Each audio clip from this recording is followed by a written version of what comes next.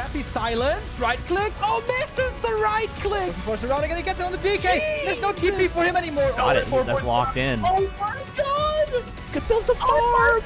This is not a fight that Kiwikaki can win here in the upper right. Can he win it somewhere else? Oh, but this is a moon. Does he have enough damage to miscalculate this? No way. Last serious. Tunnel dead. Right click, happy. How can you save this DK? You have no resources for a potion. Trying to nuke, doesn't work. Step out. Funny composition, not the right one by Johnny Cage. Stormbolt, Where all the priests go? Perfect shockwave. You don't have much time. Shockwave. Here we go. One more right click. Lin, Guagua. Oh!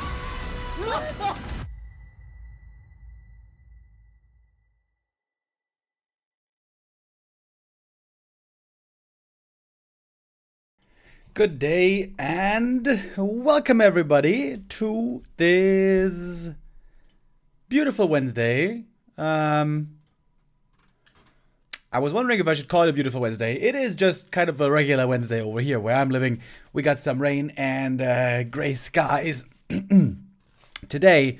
And today also we're gonna have fewer games than normal, I guess. It might be a bit of a short day today.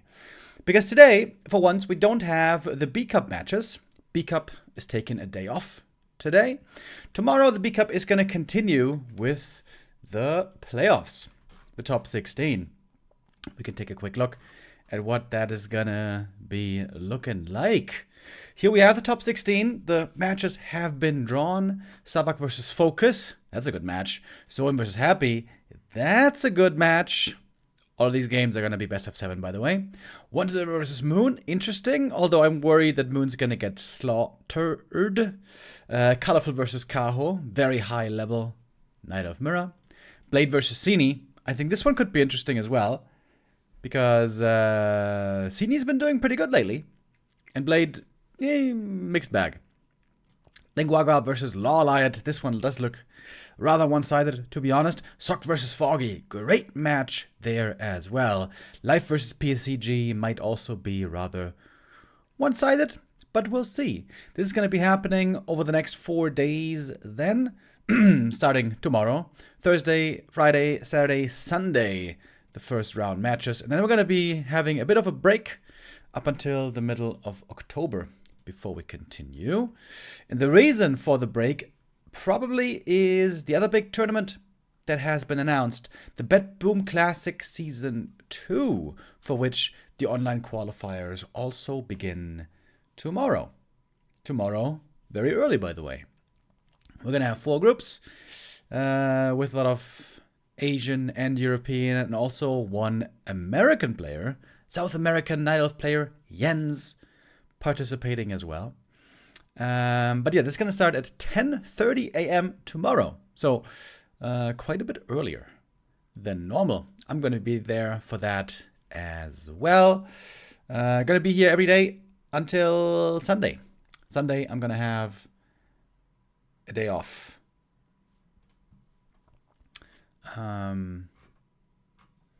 That's that for the tournaments that are coming up. But of course, today we're going to focus on the conclusion of the Starry Winter Date Cup, which started yesterday.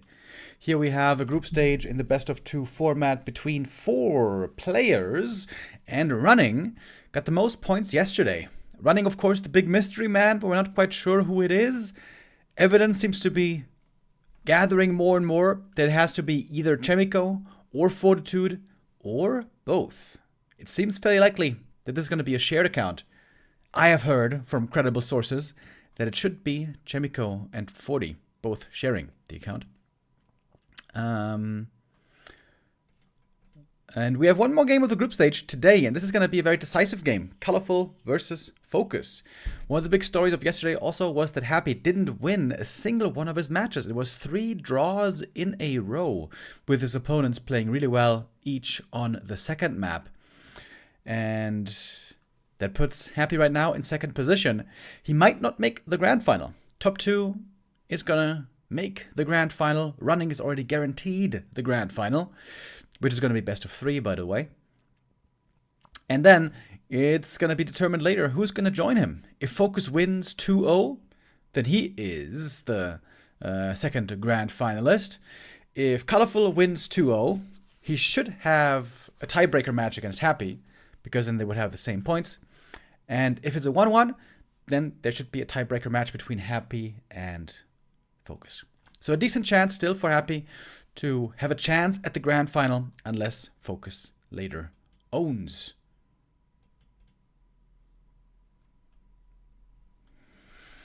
Who is running, by the way, do we know? We don't know 100% yet, but it seems more and more likely that it is a shared account of Chemico and Fortitude, and maybe even Lawlight. Those rumors have also been floating around. It's still gonna be about 1 hour until our matches here continue for the Starry Winter Day Cup. So I think we're just gonna hang out a little bit, talk maybe a little, and watch some FloTV games. Roughly 1 hour we're gonna have to bridge.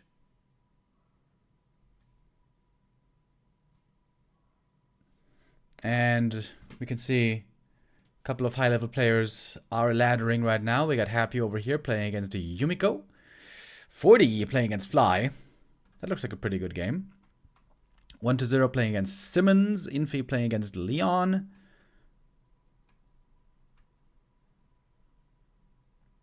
Simmons is the Korean player, right? Yeah, I think so. Yeah, so we're gonna check out some FloTV games until our match is ready.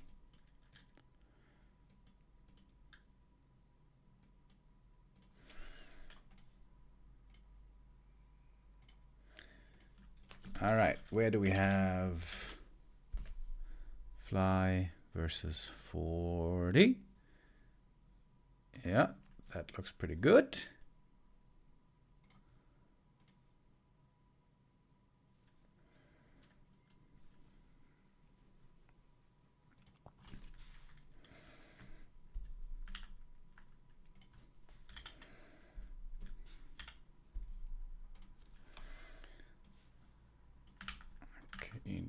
Okay.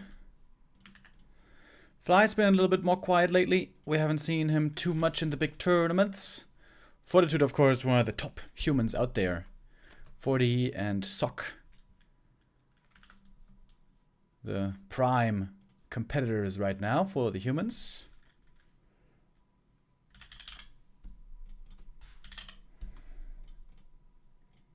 I always felt that Fly had one of the best nicknames in the scene, right? Fly, 100%. Really, really cool. He used to be the best orc in the world a long time ago. Before the return of Lynn, of course.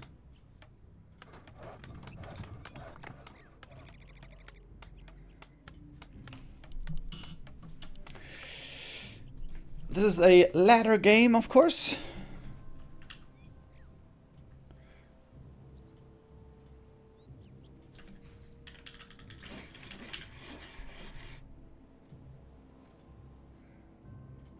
So a bit of experimentation might be attempted here. I feel like the humans lately have been playing a lot less expansions. But in a ladder game it might be worth experimenting again.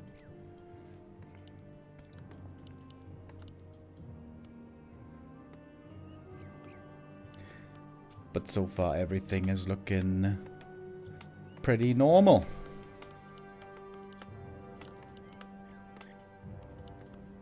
I miss the different colors, by the way.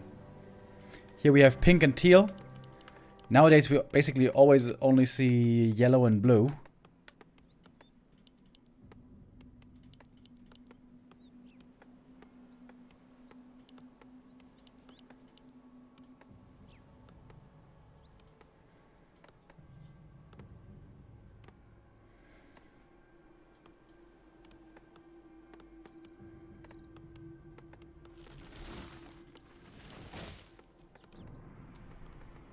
Players' forces are under attack.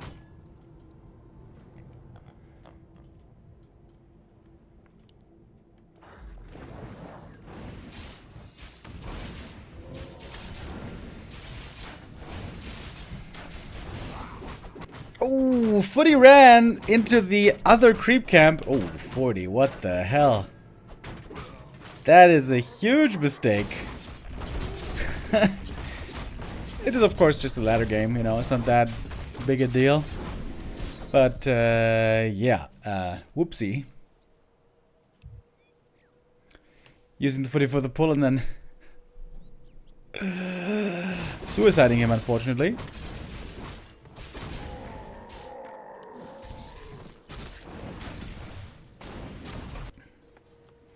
Got the Arcane Tower up in the main base. Peasants still all alive, but now very hurt indeed.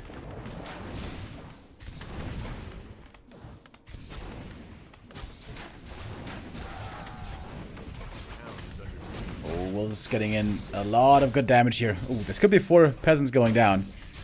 Looks like it will be.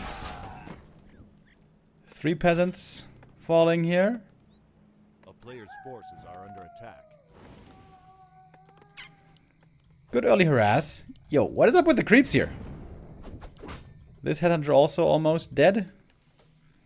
The creeps looking very feisty in this early game.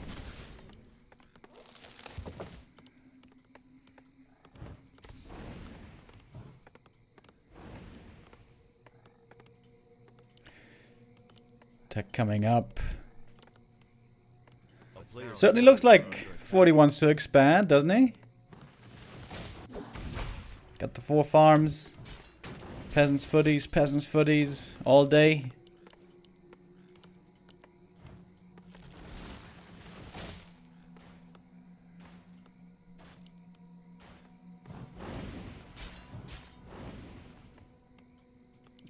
Is it time? Yes, it is. Fly, though, gonna give 40 a bit of a breather here. Gonna go creeping. Oh, wait, no, he's not. Oh, misread by Fly. He's expecting 40 to go over here. But that ain't the case. Oh, wasting quite a bit of time here. So this gives 40 an easy expansion creep now. Gets revenge against the Ogre Magi.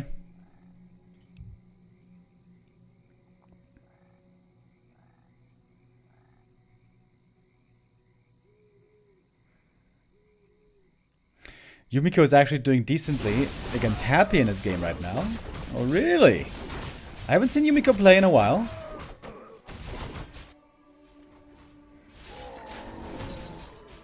Oh, 40. Does he realize what's going on here? Got some terrible Archmage items, to be honest. But he has level 3, and that is pretty good. What's the targeting here? Taking out the wolves first. They are easily brought down. No dispels yet from the Shadow Priest here, surprisingly. But he is taking a good amount of damage. A shot might be necessary quite soon. Yo, 40, what's up with these pauses, bro? Keeping a brother waiting.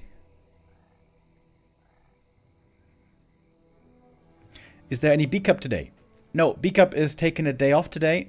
B-Cup will be back tomorrow.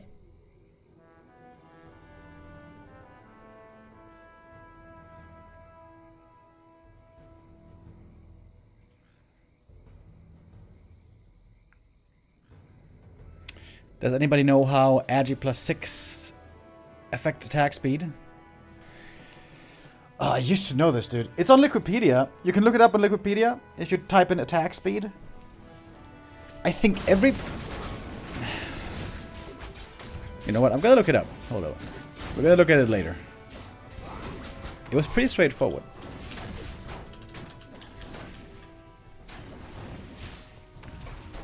But first, let's look at this game.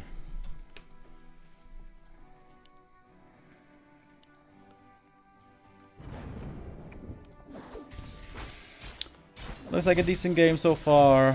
Fortitude. Ooh, big Arcane Tower burn. Fastia completely out of mana. I think Fly losing a bit the control. Lots of his units here. We're in quite a bit of danger. Headhunters, all of them are hurt. sprinkled across the map.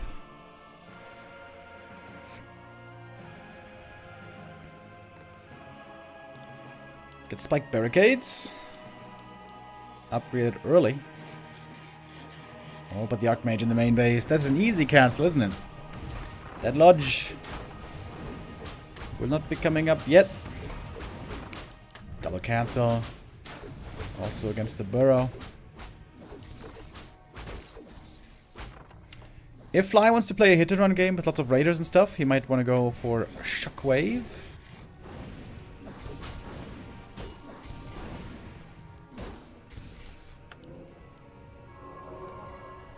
I think, by the way, with agility, I think every single point of agi increases your attack speed by 3%. If I remember right. But we're gonna look it up later. It's quite a lot, right? Imagine if you get plus 10 agi. That's plus 30% attack speed.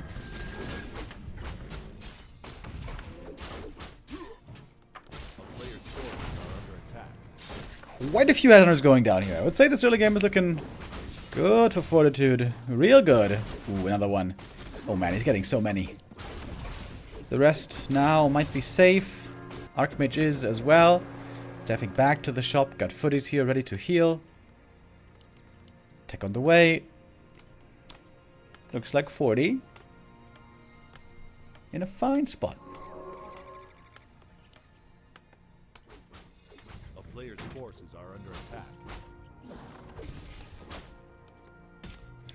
But the strongest phase of the Orc is yet to come. Normally on tier 2, with the strong tier 2 units, the Orc will take full map control.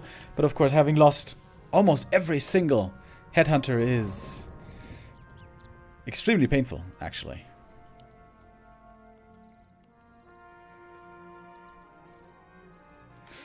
Forty, on the other hand, has lots of footies still alive. A player's forces are under attack. 40 and Fly aren't in the cup. What is this match? You can see it right here. This is a ladder game. Because the cup starts in about 1 hour. As the title is saying.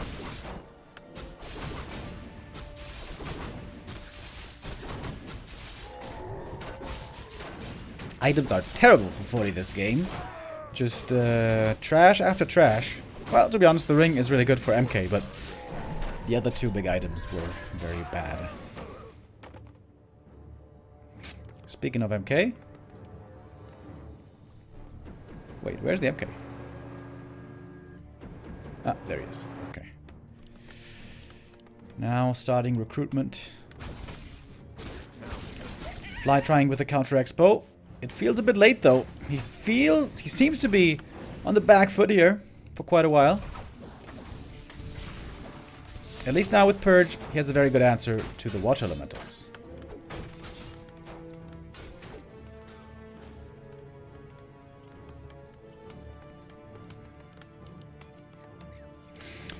Bit of fortification here at the expansion, but it still seems pretty wide open. Room here, the peasants could be reached.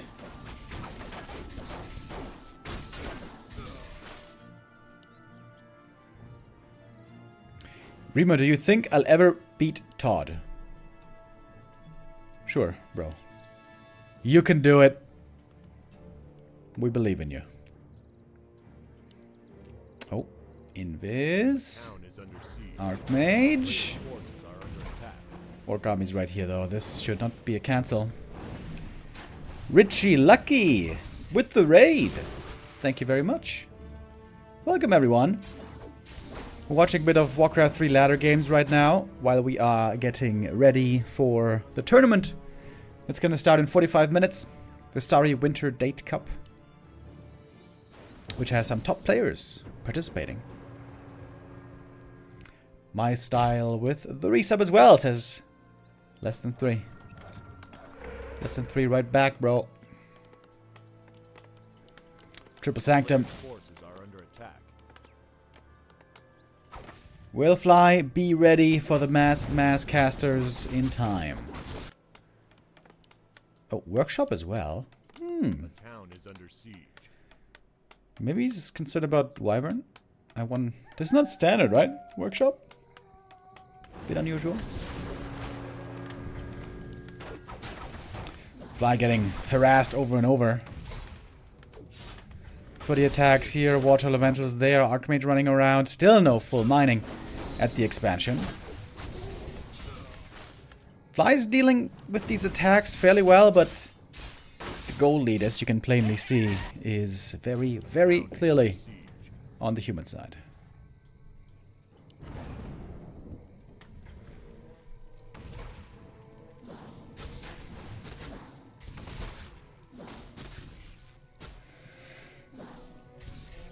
It says agility increases attack speed by 2% every point. Ah, okay, then I misremembered. Yeah, 2% is a lot less than 3%. But it's also interesting with heroes, like, what it says that the attack speed is not always exactly reliable, because there's also, like, attack swing cooldown. It's kind of weird.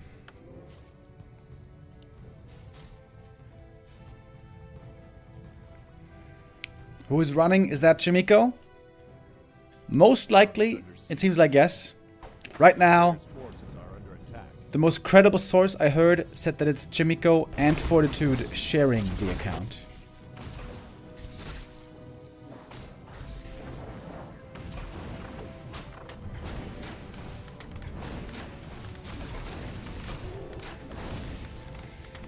And 40 all the time here, limiting the income.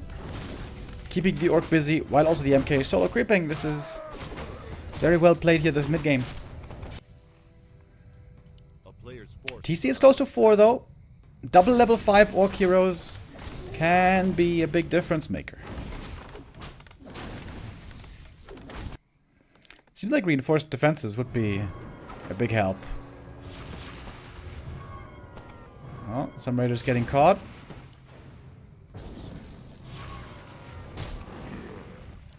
MK looking for more kills. Good micro on the Sorks here. Always in range to get the slow in.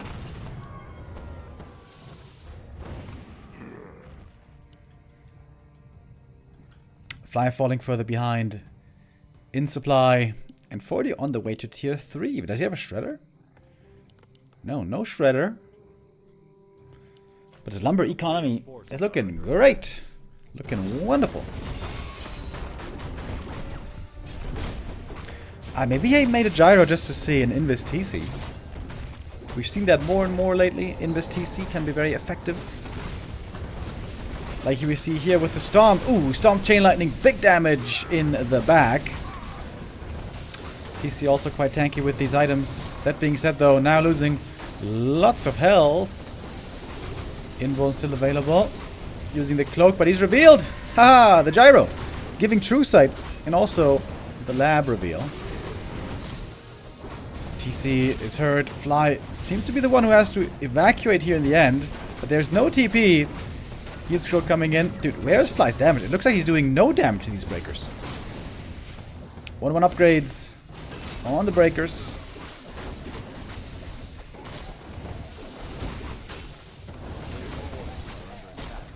And I think 40 is winning this fight, isn't he?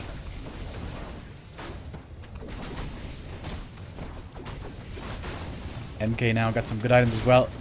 Well, not exactly the root bracers. 40 really unlucky with the items this game. Oh, something on the ground.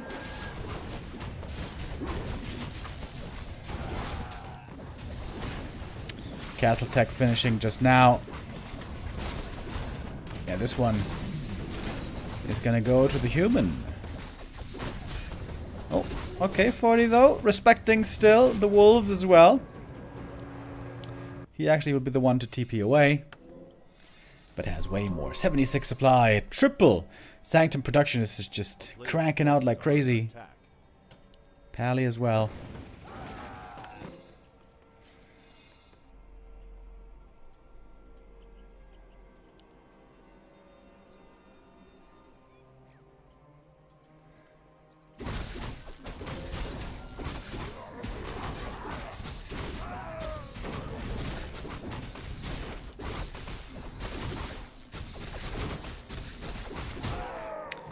I always forget. Orb of Darkness?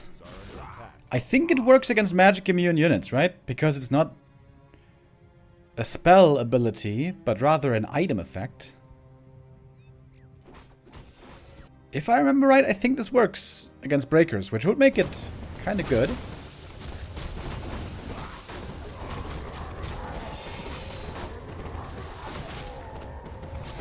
MK finds Orb of Darkness as well.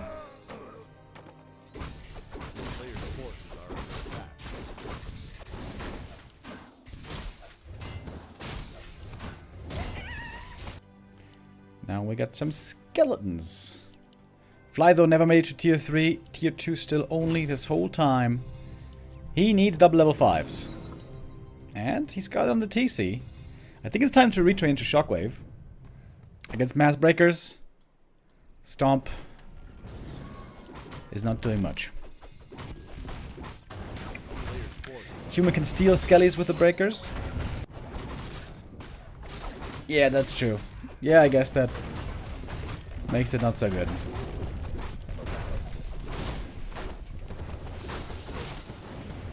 Rune Bracers again, dude. I think he found Rune Bracers 3 times this game. LA Giggle. Farseer almost 5. Where is the TC? There he is. I think you need to retrain, bro. Yeah. Going Shockwave now. The intention will be to eliminate the caster backline right away with Chainwave. And then take on the heroes and breakers without caster support. LOL! Polymorph! Against the peons!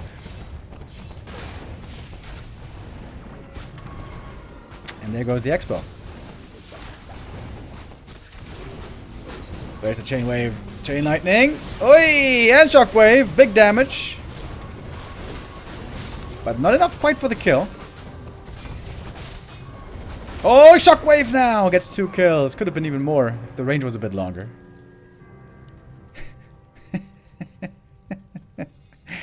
Man.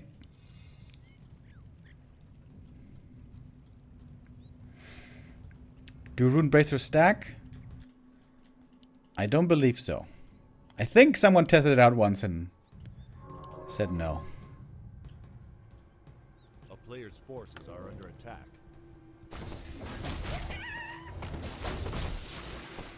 MK though, big level up right here. Level 5 Mountain King. This is the terror of all the orcs. Keeping up with the level 5 MK often feels impossible.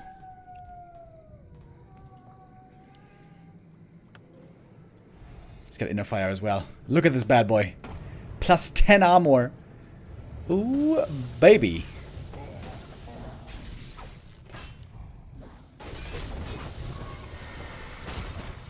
Pally got the Divine Shield. He went the safe route. Didn't go for the Aura.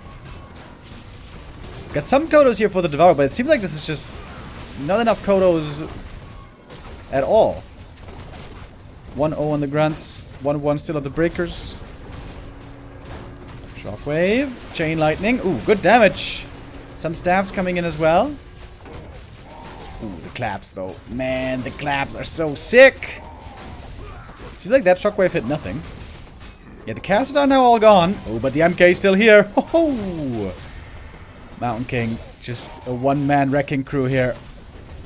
Archmage though was hurt as well. Gonna TP out towards the end. And we can see 40 here with a 30 supply lead. Got 3 bases. Can't hope for much more. Pally 3 also. Huge level up.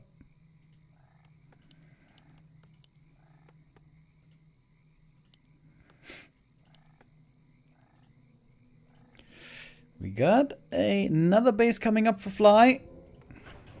But that one is far from done. A player's forces are under attack.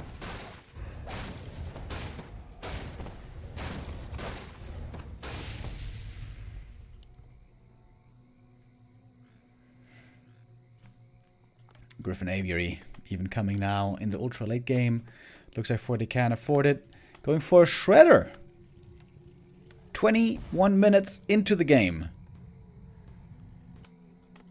Don't think that was necessary, but fair enough. He can afford it.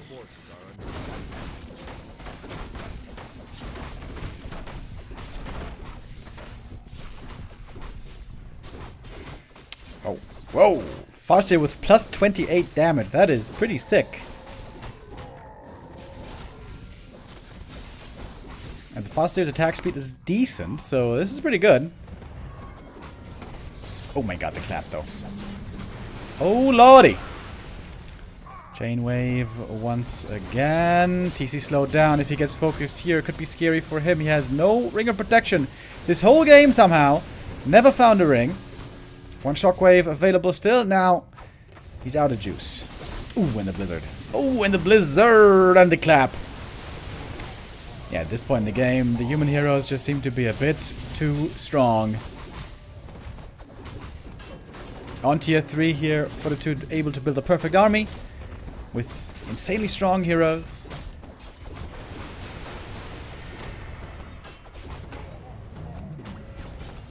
And the breakers are magic immune. They don't care about the chain wave. Farseer to fall, and I guess that will do it. GG. Fortitude winning this game. Farseer, though, also having a lot of impact here. 21,000 damage. My. That ain't bad.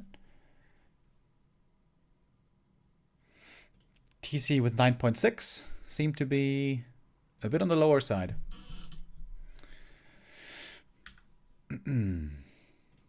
Fast expansion here, working out again. By the way, we were talking about attack speed earlier. On Wikipedia in general, there's lots of great information to be gathered. And also about attack speed, they have an article here. The attack speed of a hero is set by their base cooldown time and their increased attack speed. So it's a combination between two. IAS can be increased by using abilities, passives, auras. Heroes can also use items, and their attack speed is increased by agility.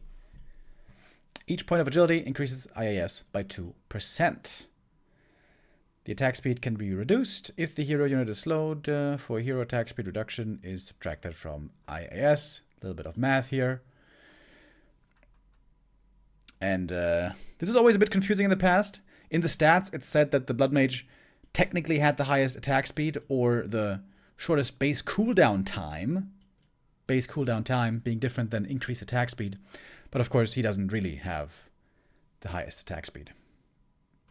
Yeah, and this is the detailed attack speed formula if you really want to get into it.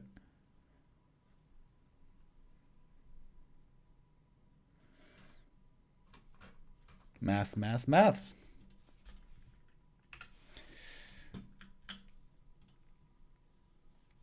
Alrighty. We still have about half an hour until our tournament starts. So that should be at least one more ladder game. Maybe even two.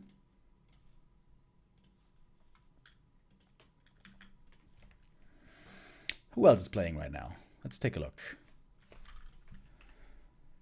We got Happy laddering right now, playing against Labby.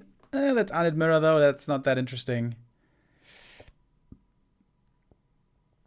1-0 playing against Arrow. The two arrows.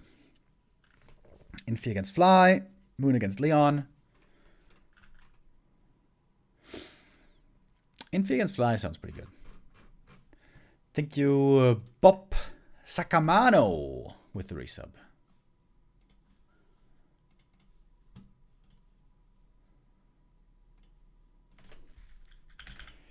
Let's go for Infy versus Fly.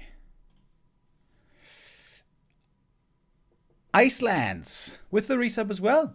Thank you very much.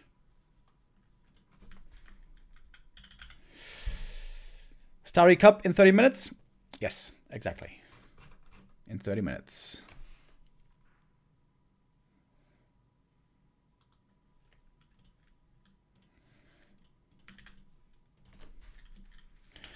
Did Happy get eliminated yesterday? No, he didn't. He's still in the running today. He will be eliminated if FoCuS wins 2-0, but only if FoCuS wins 2-0. In the other case, he is going to be able to play the tiebreaker for the final.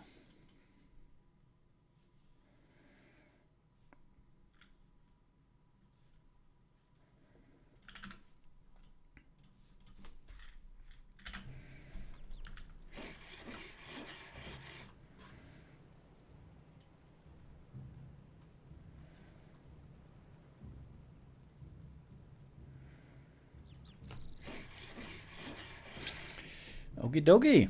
What do we have here? Oh, it's an Aug mirror. Wait, Infy is blue. Fly is green.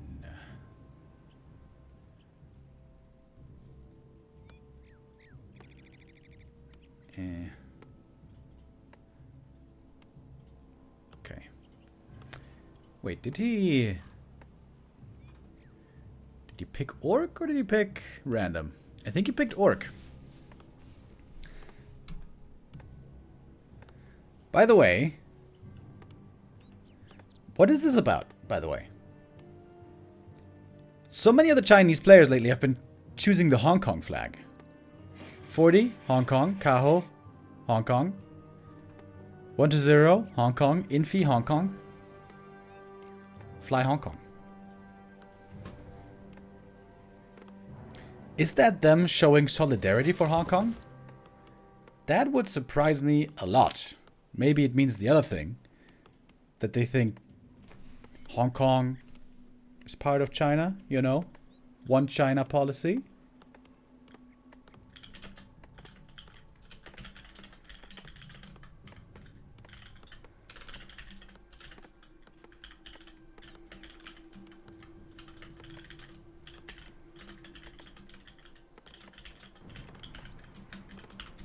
I'm going to ask in the Chinese Discord. Because I wonder what that's about.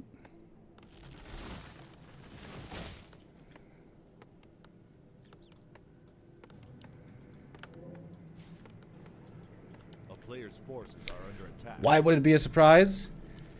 Because by far most Chinese I know, including the Warcraft 3 community, were very pro-government.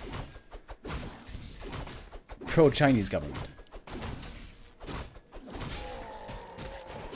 Oh. Starting off with the steal here. Fly. Being annoying against this fast here. Forces are under attack.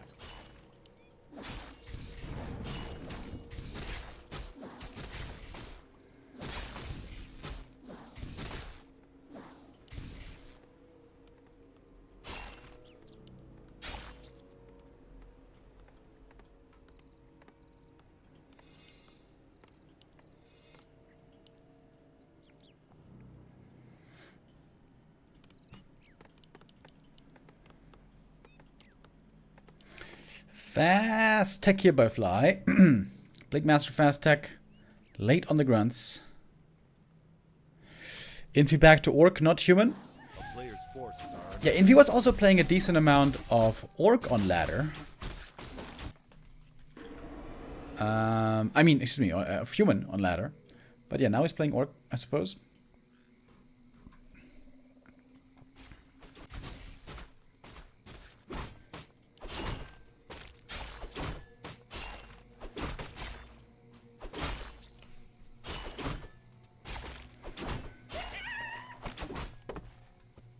player's forces are under attack.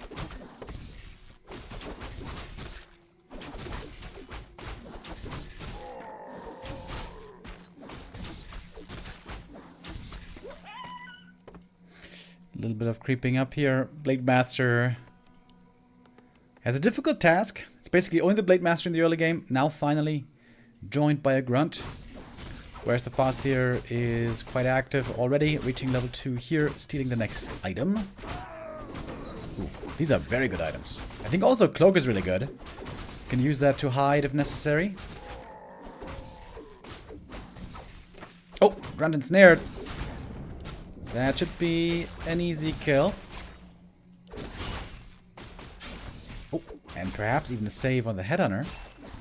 Kill on the grunt, not that easy in the end, but doable.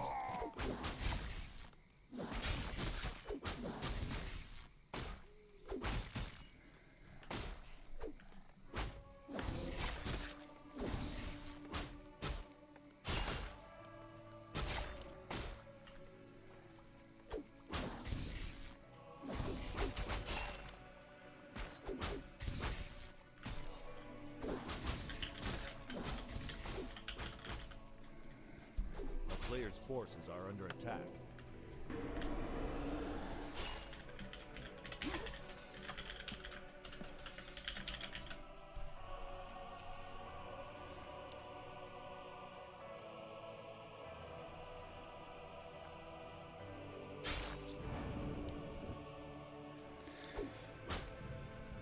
Plus, you're looking for a fast level 3. The level 2 wolf timing can be very strong in a push, but the Blade Master got some kills at least. Wow. Players' forces are Blade under items are terrible. What is this?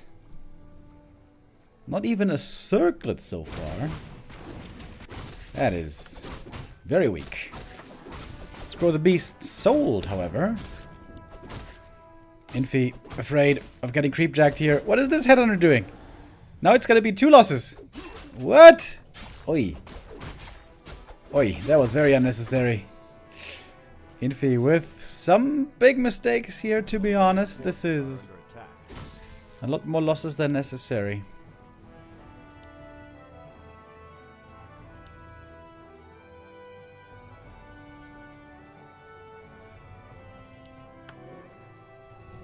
And with only 3 headhunters, the push isn't that scary.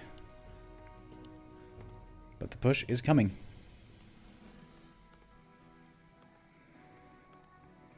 How come we have custom colors?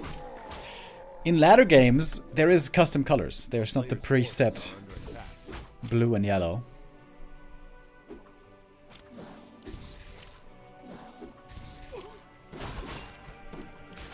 Yeah, I've mentioned this to War 3 Champions before. I feel like it's way more interesting to have different color combinations. Of course, you know, I think it would be nice if we could control which color combinations it is that we see as viewers. For example, if it's dark green versus light green, you know, that's pretty bad. That's not very cool. But there's a lot of cool colored combos. Yellow and purple, for example. Teal and pink. With blue and red, you can also do a lot.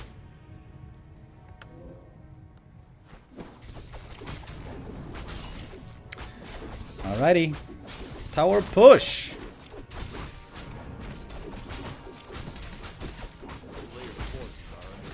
Spirit Walkers. Do they have adept training? Oh, now they do. Disenchant is really good against the wolves. There we go. Munchy munchy. 1 Kodo. Got a snack. Oh, this Kodo gets the Bursey. Ooh, saving this Kodo would be so big. But it's in a bad spot. Oh, nice save. Spirit Walker. On a sliver. Man, Blade Master's items are, for real, so weak. Oh, and he just dies. Whoops. Ripperino. Now we got 2 towers up. Shop coming. And this actually worked. What the hell?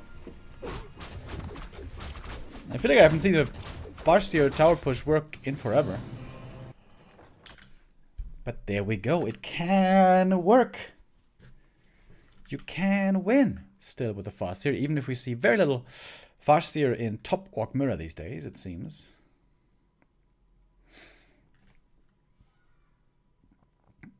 Oh, this is a good game. I just spotted a good game, fellas. Hold up, hold up, hold up, hold up.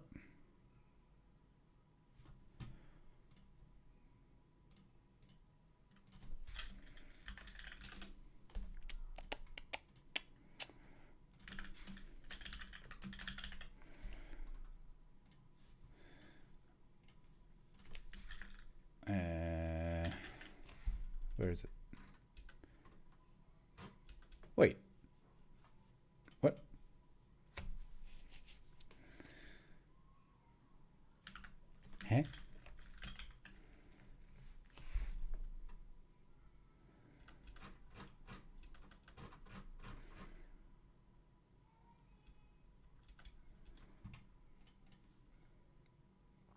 I thought Labby was playing against Blade, but I can't see it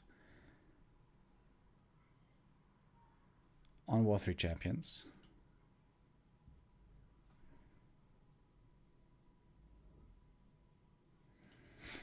Labby, by the way, really high MMR as well right now. He might be in really good shape. 2,684 MMR. That is pretty sick. I really like how you can see up here what seasons they participated in. Labby, not playing in the very early seasons, started in season 5 and then 7, but then he's been there every time. Blade has played every season. What about Medusa? Medusa is the new mass gamer account from Life. He only played in this newest season, but already has almost 2,000 games, baby. 2 more games until 2K. That's so sick, dude. Wait, I haven't checked in with Orc Brave in a while. Orc Brave is the guy with the most games on the ladder. There he is. Orc Brave from China. Almost 2,400 games, dude. In one season. That is crazy. Nobody here even has 1,000 games. Ah, no, this guy does. Elena. Yeah, shout out to Orc Brave. A very dedicated gamer. Why is this game not in War 3 Champions though, bro? What is this?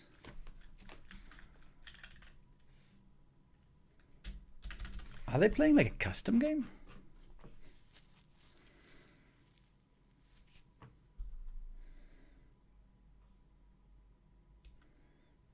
Ah, wait. They might be playing on a server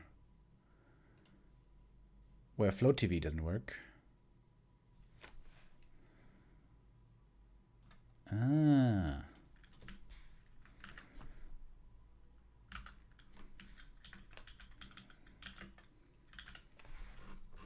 Yeah, I think that's why.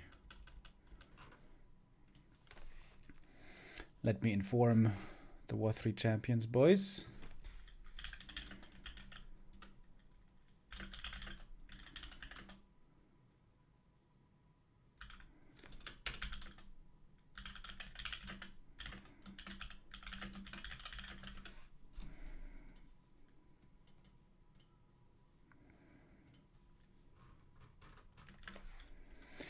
Yeah, sometimes if there's a bug because of, I think if there's too much traffic, if there's an overload on one of the servers, then sometimes Flow TV can disable itself and stay disabled. So that is something that you have to have an eye out for. Okay, 15 minutes. That should be just enough time for one more ladder game for us before our tournament starts.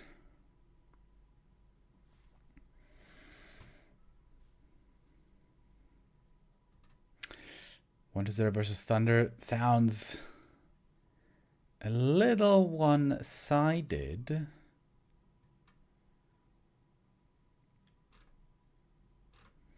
But whatever. Decent game.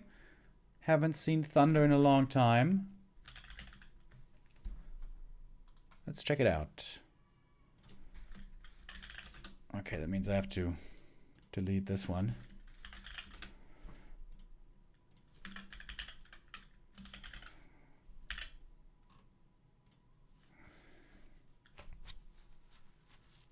Alrighty.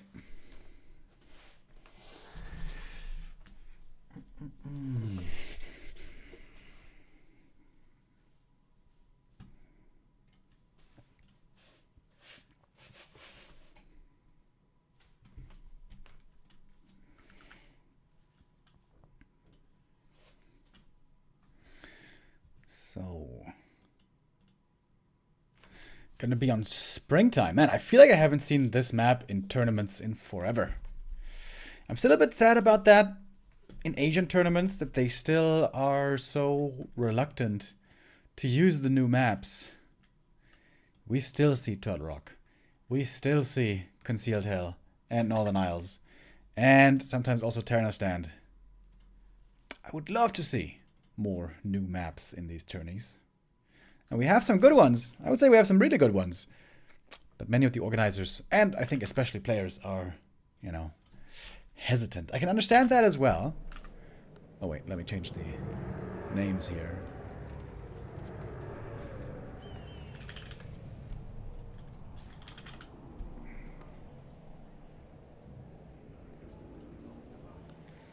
As a player, it's understandable that you want to play more on more familiar maps, on older maps, because there you feel more comfortable. You feel like you have more experience. You feel just like you play better there, which is objectively true. But the long view of the scene must be that, you know, you need new maps to keep things fresh. I would love it if tournament organizers had the guts to force more maps. More new maps, that is.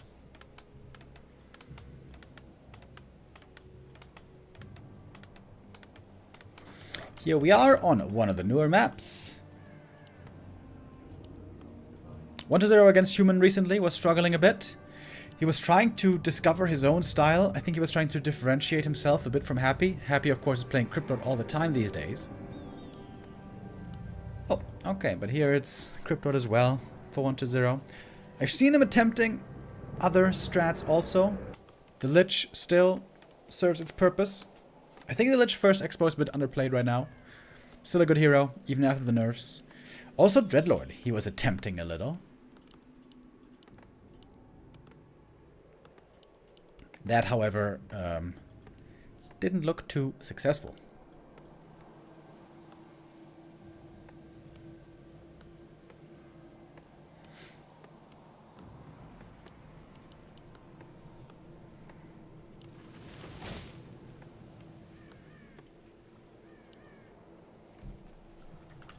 What's Thunder's MMR right now? Haven't seen him play in quite a while.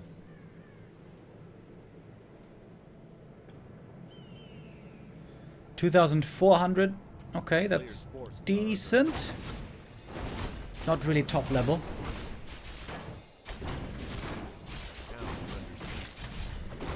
And he's been not really participating in tournaments lately.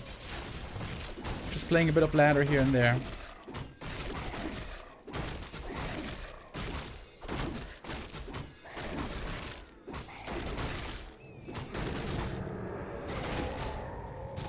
Ziggurat here, nice position. I think you could have put it even a little bit further to the left. You want to try to block off your gold mine if you can. A player's forces are under attack.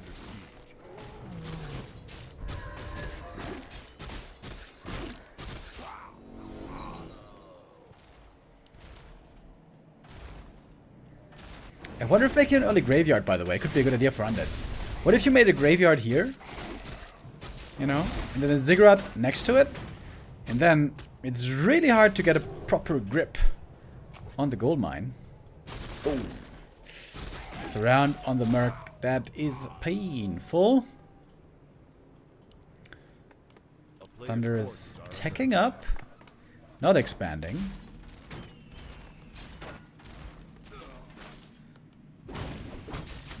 I wonder why humans favor so much the one-base play these days. It seems like, you know, with the Griffins, they seem to have a good late game.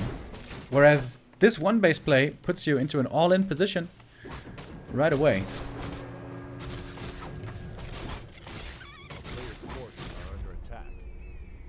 Oh. Okay then, well. 1-0 wins, I guess. This was not the most exciting game. Alrighty. Well, I guess then we have time for one more ladder match. Oh, 1-0 versus Fly seems to be happening. That's a good game.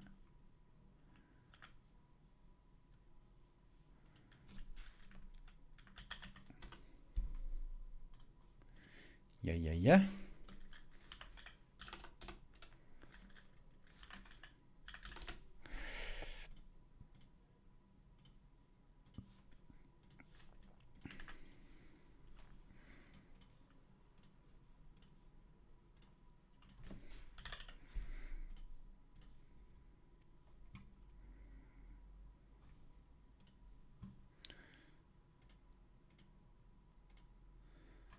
Where did my game go? Ah, there it is. Nope. Have you guys also had the issue where Warcraft 3 has difficulty loading sometimes? This started with me just a few days ago. Sometimes I hit the play button and it just doesn't work. Well, it does work after a few tries normally.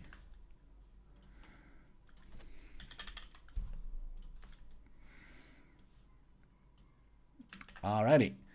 We got one more ladder game before we start with our tournament. Ooh. Wait, no, that's the wrong game. Stop. Shit. And the game crashed again, bro. What is going on?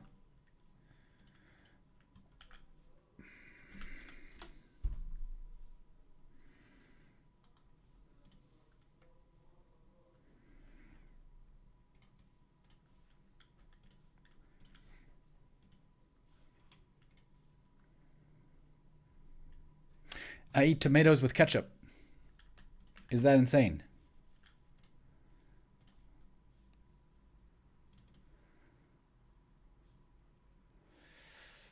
It does sound kind of insane to me, to be honest, yeah. Sorry, bro.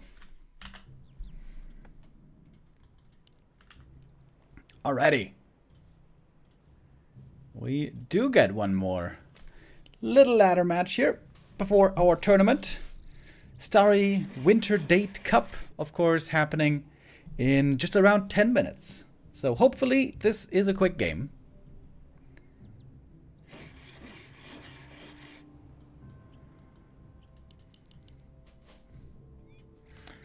Let's speed it up a bit here. Onez in the top right. Ooh. He's not gonna expand, is he? That would be crazy. Fly starting off with the Blade Master opening here. Yesterday, we saw a great game by FoCuS on this map against Happy, where he won the second map with Blade Master Wyvern. Where FoCuS was, to be honest, extremely lucky with the items.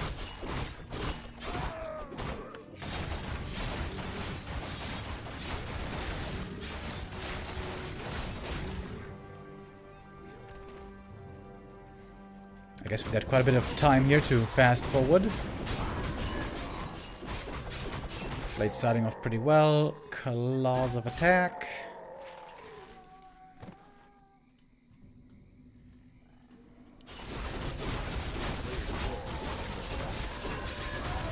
Oh, did you get it? Didn't get the item.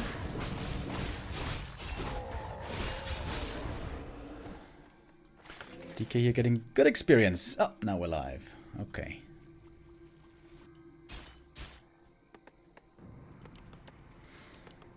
Blade Grunt opening with an early War Mill. Uh-huh. Player's forces are under attack.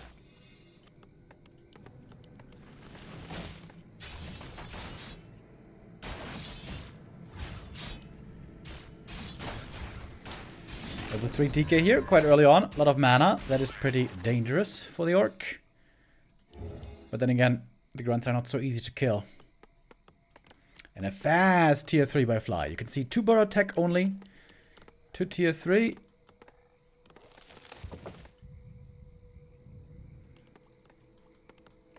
And now starting to transition into Headhunters. Early spike barricades as well. Oh, and there's been a scout with a crystal ball.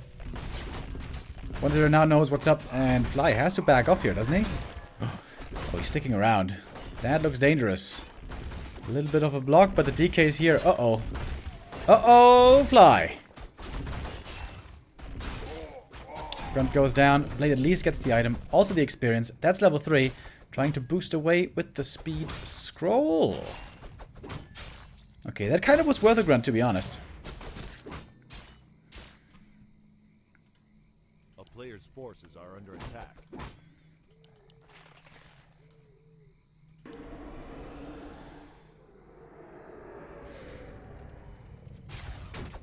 Oh, wow. Is he really gonna go for the red camp here with the Blade Master right on his heels? That actually seems kind of crazy. Fly, need some more burrows. Macro slipping a bit. Oh, he's actually going for it, dude. He's actually going for it with the Blade Master right here. Dude, the ball's on 1-0. He doesn't even have a dust. That is so risky, dude. What is going on? But it worked. Got the Cloak of Flames. Got the last hit. Cost him only a ghoul in the end. I can't believe you went for that, dude. What the hell? With the Blade Master right there.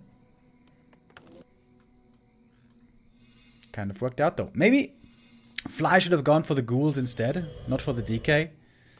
That was perhaps the wrong targeting.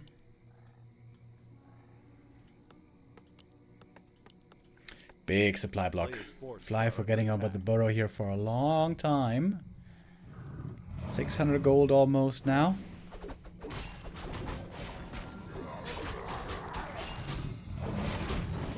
Great scouting by 1-0 here with a Skelly again. Sees what Fly is up to. And 1-0 is on the way. Oh my god, these burrows are so late, bro.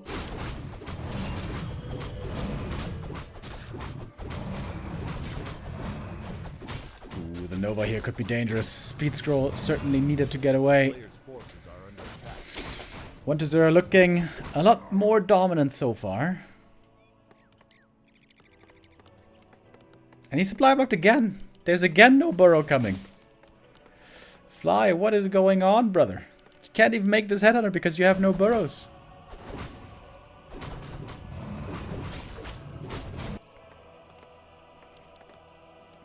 It looks like Fly just woke up, like 5 minutes ago.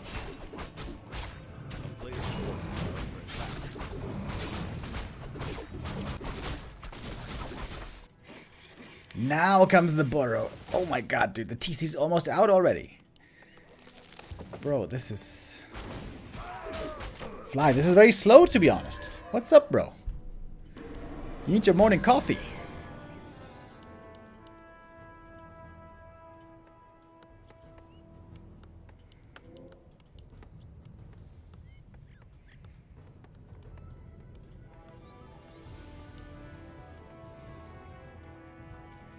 Understandably, Fly's army here very small since he couldn't produce for a long, long time. Blade found a great item though. Ruined bracers.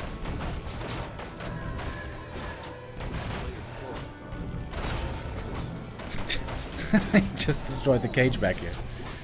Oh, silence. Nova. Coil is ready.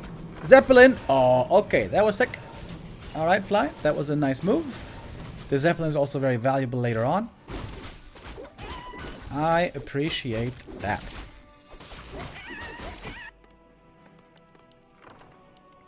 Now Fly can finally get to 50 supply. Shadow almost 3. TC close to 2. Items are not that spectacular on either side. The big mana here is the best thing that we've seen so far. Again, man, the Ruined Bracers are good though.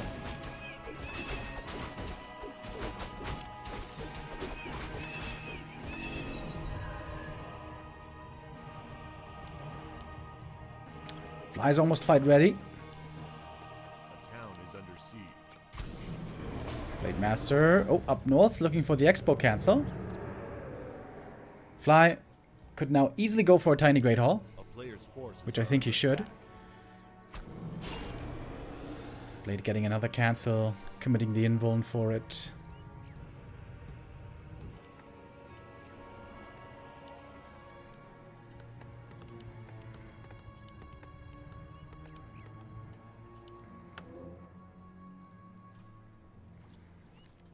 Blade has to keep scouting if the expo is coming or not.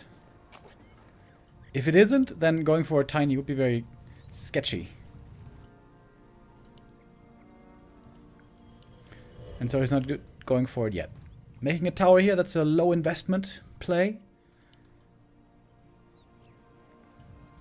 1-0 on the march across the map. Tower should be finishing, especially with the TC ready with a stomp. Is a decent position for Fly. Got peons here for repair, I like that a lot. Zeppelin is extremely helpful for the Berserkers to prevent them from dying too quickly to the Nova and stuff. Oh, coil dodge! Fly Zeppelin play here, really nice. Hex on the lich, but silence on the TC, no stomp yet. He's almost level 2, needs only one ghoul to get that kill, fighting next to the tower. Seems to be a great position here for Fly. 1-0 is of course expanding now. Oh, this could be a long game in the end.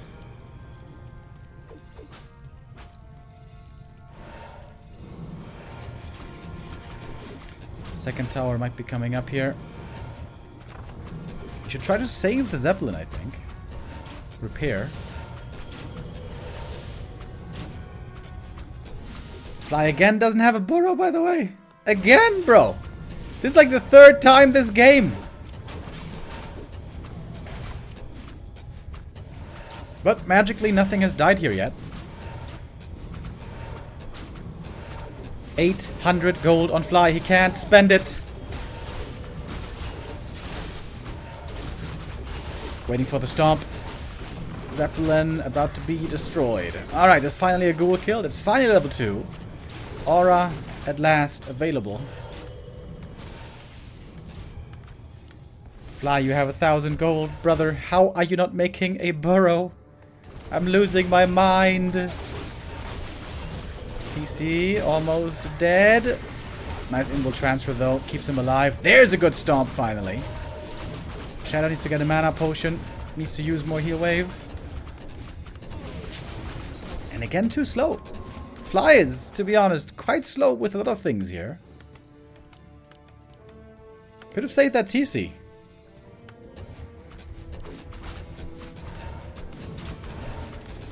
But the towers are indeed very good. Against the ghouls especially.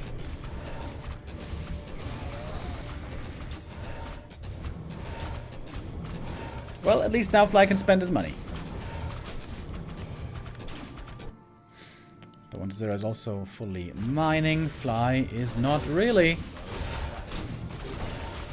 Whole bunch of statues over here.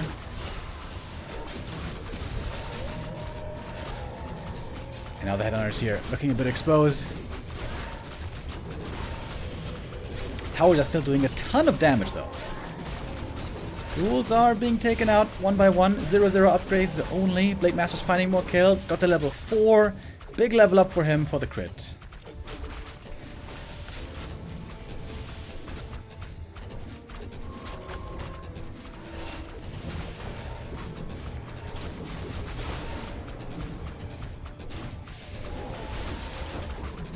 Statues, of course, continue providing health and mana. Really good in this sustained push. But the tower DPS is very good. Blade Master hurt here. Oh, DK might be falling with a purge. With a stomp. Actually gets the kill. Oh, Fly getting bailed out by the purge. And that's a huge kill. That's a gigantic kill. Getting more on the back end. And that means the TC is getting close to 3. Blade is getting closer to 5. TC 3, Blade Master 5 is in the late game oftentimes the decider. Where the Orc heroes tend to outscale the Undead heroes on even footing. It's not even level 3 yet. It's kind of surprising. But there's a few creeps still available up here.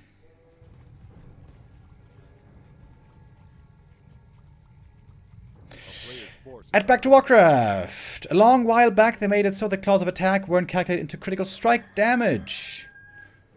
So it made Agi more valuable than claws. Because Agi was damage, blah blah blah. Is that still the case? Or did they change it? Because I feel like when I hear Cass now gets hyped about claws. Yeah, that was changed a long time ago. That was indeed a case many years ago. That basically made it so that the Blade Master was trash. So they removed that again. And I think, yeah, the way it is today is much better. So claws, or bonus damage in general, does count into crits.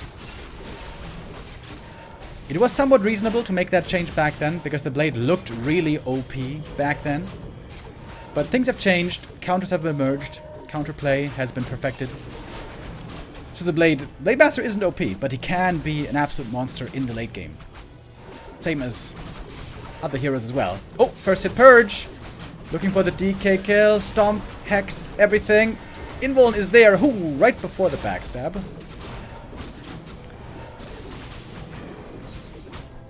Death Knight, still hurt by the way, but he's on Blight next to a tower in a somewhat secure position. Thanks to that DK hero kill, this game is proving to be quite even. Would love to see a shop here, by the way. 1-0 is not exactly super rich, but he could afford a shop, certainly. Neither player wants to back off. The guy who has to retreat will give an easy fountain to the opponent for easy healing and creeping, so holding position here now at this spot is very valuable. But it might be Fly having to retreat.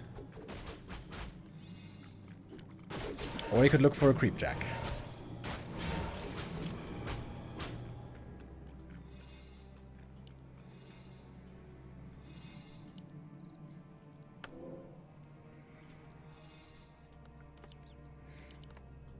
TC looking very squishy this whole game. When you never have rings on the TC, he never feels very tanky.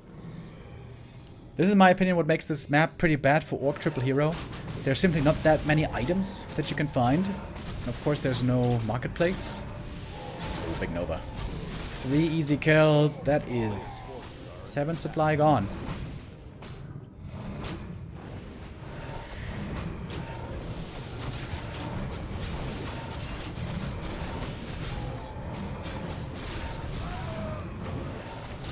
Ghouls on 1-0 upgrades, Orcs on 0-1. I like the 1 armor upgrade.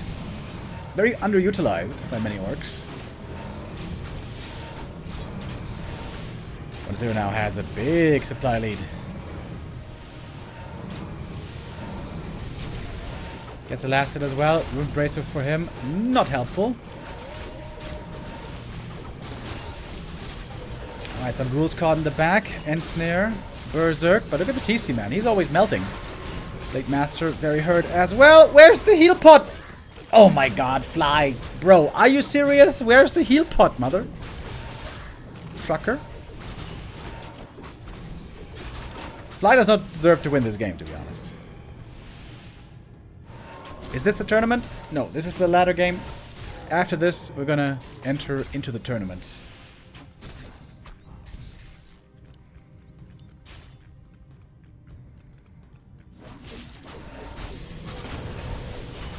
Laid back from the tavern, he is level 5. His items are okay, but not amazing.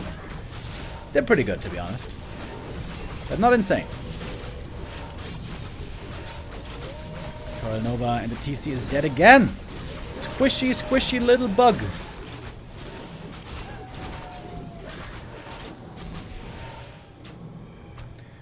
But Shadowhunter's getting more experience. Shadow 5 is insane. 5/5/3 heroes are incredible for the Orc.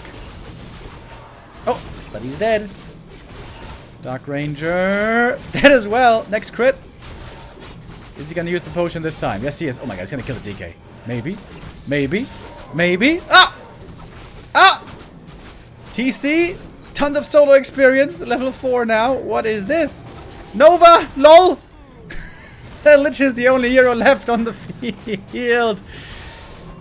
DK res. Man, this is a slobber knocker. Lich level 5. That might do it. Reinforcing ghouls here 2 at a time are very strong.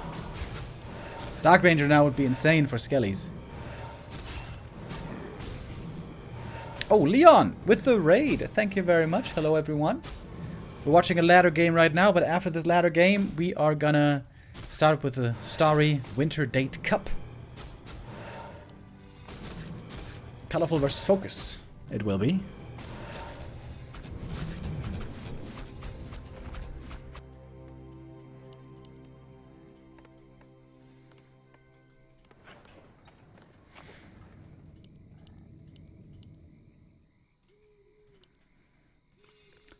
Shadow back from the tavern. Blade coming back from the altar. Fly's lumber is low, so he can't afford the tavern reses too easily right now. Man, Lich level 5 and DK5 is pretty sick though. And now he can eat the skellies. Yummy, yummy, yummy. What's your predictions for the Dubai qualifiers? I haven't made predictions yet. I hope that you're gonna do well though. Germany represent.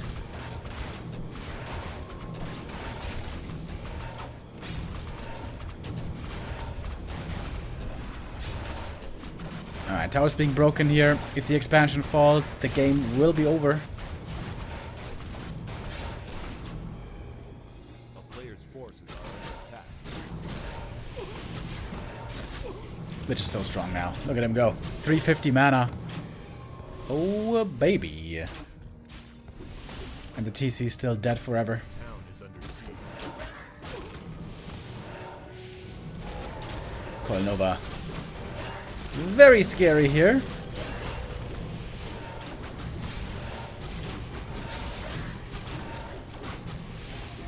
Coil Nova again. Oh my. And that is reduced from Rune Bracers, by the way. Without Rune Bracers, this blade would have been long dead. Lich has infinite mana, though. Bro, level 5 Lich is so insane. So sick. This is looking like the end.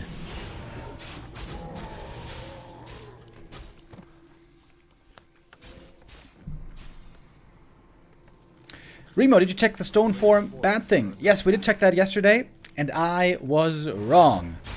I swear I saw it being that way that I said it. But I was wrong. Toxie was right. I imagine many of you don't know what we're talking about. Yesterday, I was urging undead players to upgrade research stone form against bad riders, because I thought when you use stone form, you got all the bonus armor right away, which means when the bats fly in, you use stone form, the bats suicide, and the Garg survive. But that is not true. To my great surprise, that's not true, because the Gargoyles only get the bonus armor once they land on the ground, which takes over a full second. So it's not really worth it to upgrade. It takes too long to activate.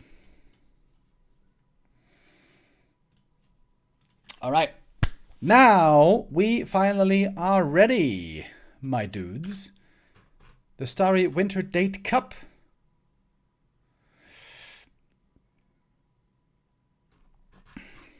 Should be starting now.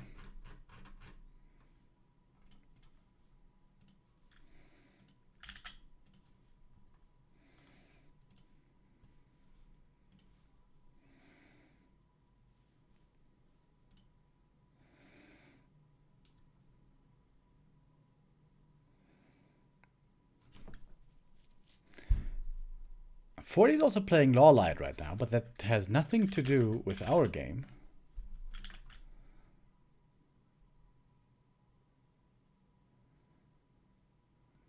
Huh? What is this?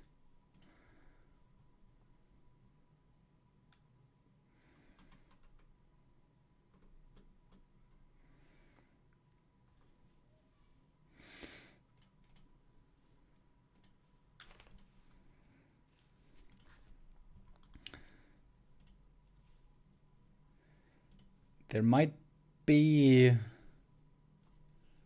little bit of a delay.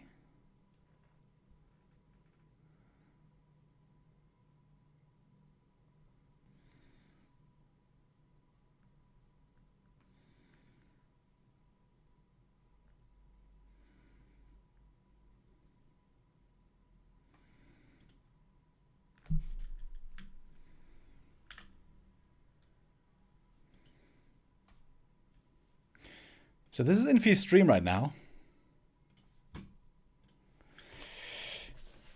He's showing 40 versus Lawlight. The game has been going on for a while. And certainly looks like 40 is winning. In fact, he certainly must be winning. But here it also says at 8:30, which is 15 minutes ago in China, it's going to be Colorful versus FoCuS.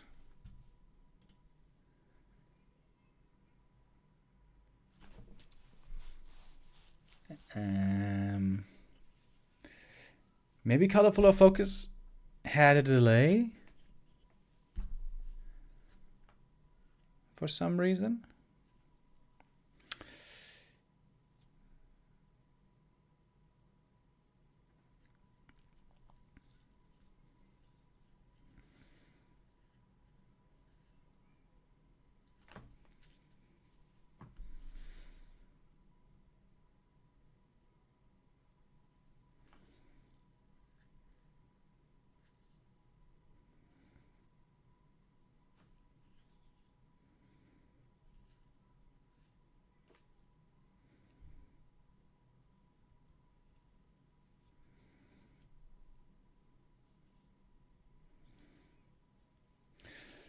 Yeah, I wonder what's going on. We might get the answer here after this game. We'll see if Infy then is gonna join the second map, because this game is about to be over. Law lied for a long time. We know that he has felt a bit frustrated with Human.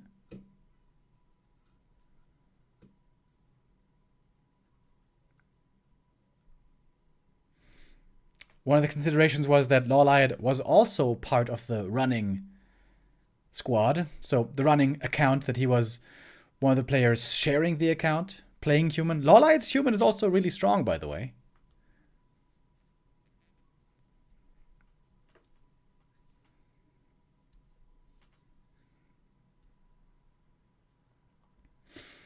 Yeah, right now the speculation is that running is most likely the shared account of Chimico and Fortitude. And maybe even Lawliad. Though Chimico and Forty seems more likely.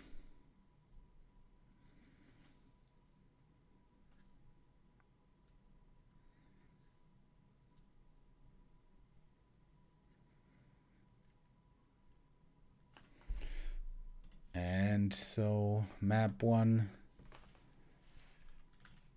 goes to 40.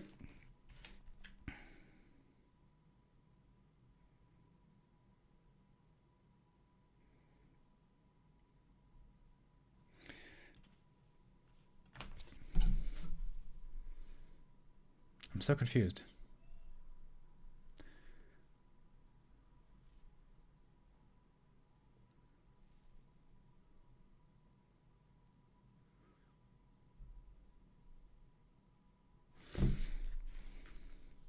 What about the colorful game, goddammit?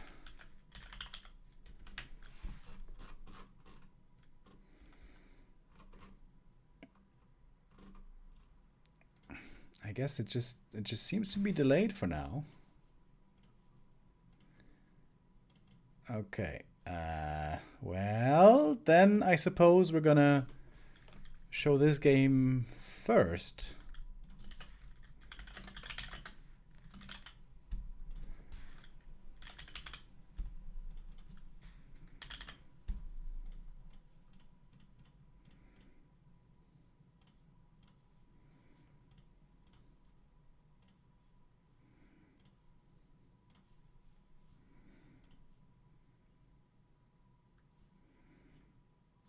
Wait.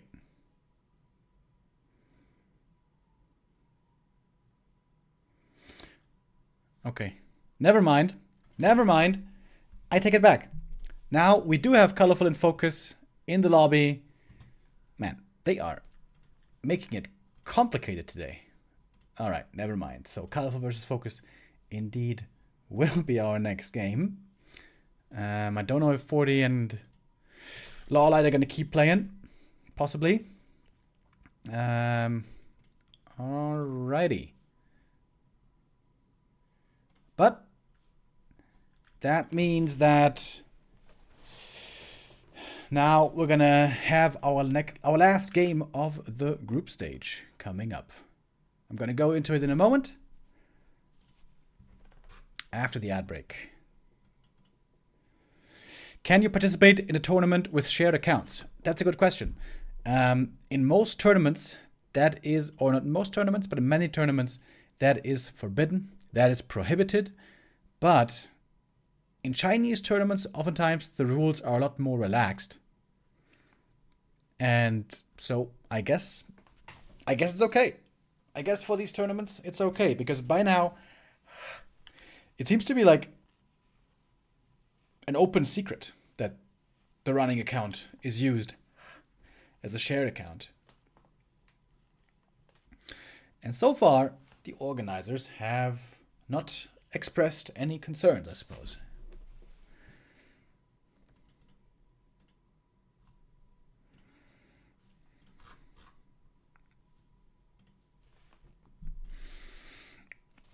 All right, we got our players doing the vetoes right now. And our first map is about to begin.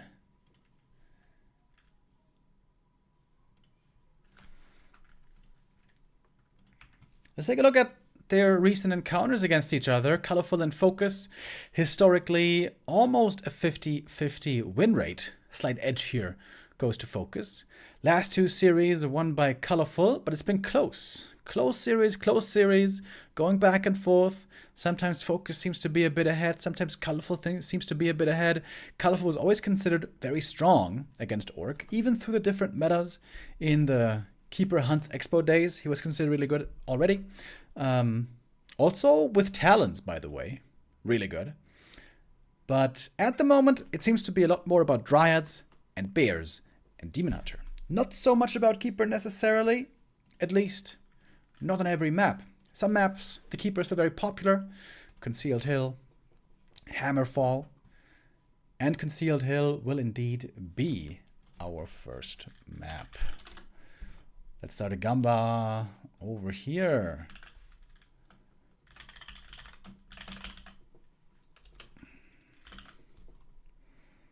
Okay. By the way, every map here is going to be important. I mentioned this earlier already. We're going to go through the group here once again and what every result means. Right now, Running is first place in the group with 4 points. He is guaranteed in the grand final already. Happy with 3 points, FoCuS with 2, Colorful with 1. This means Happy has a chance still to play for the grand final if FoCuS doesn't win 2-0. If FoCuS wins 2-0, he's going to get 4 points, and it's going to be FoCuS versus Running in the grand final. If it's a 1-1, then FoCuS is going to play the tiebreaker against Happy. If it's a 2-0 for Colorful, then Happy is going to play the tiebreaker against Colorful. So only a 2-0 for FoCuS would eliminate Happy in this tournament. All right. I think with that, we have all the necessary information, and we got our first map ready. Concealed Hill will be the map. A very familiar playground in this matchup. This is where Orcs and Night Elves have been meeting a ton of over the years. Normally pretty popular for Night Elves, especially... Oh, oops. I need to do it like that. Especially for keeper play. Yo, the Grape with the 5 gifted sub. Thank you very, very much, the Grape, for the support. Much appreciated.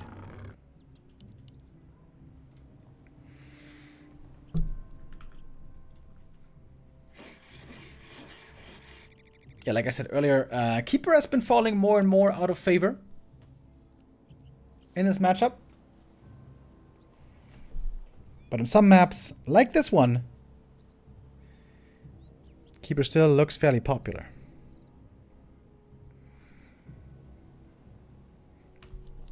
We'll see if that's going to be the choice here. I feel like especially Keeper into Bears can be very strong on this map.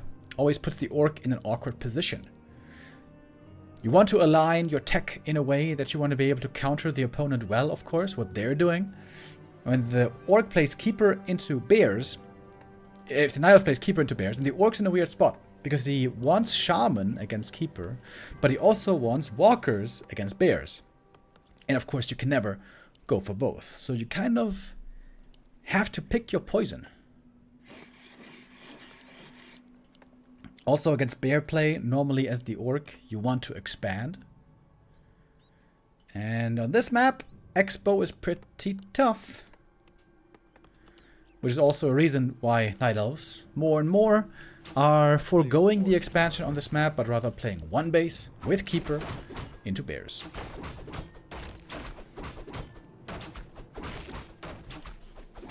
That's probably what FoCuS is expecting most out of Colorful here as well. One base into bears with Keeper. But you can't know for sure. He will have to go scouting. He's going to do so with the Blade Master right away. Oh! Quick reaction by Colorful. Almost able to save the Wisp. Cost the Blade quite a bit of time here. And a lot of mana. Gonna go for the Merchant Creep. Colorful not gonna try to punish. He's just gonna creep on his side.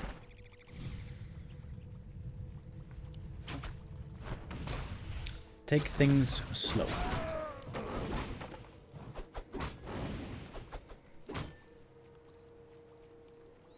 Have Happy and Running played? Yes, they played yesterday. Where Happy owned on the first map, but then Running won on the second map.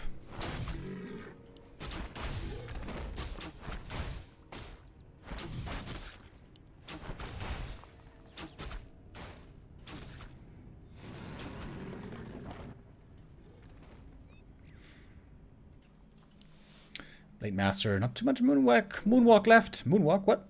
Windwalk, I mean. Moonwalk is a different kind of a guy.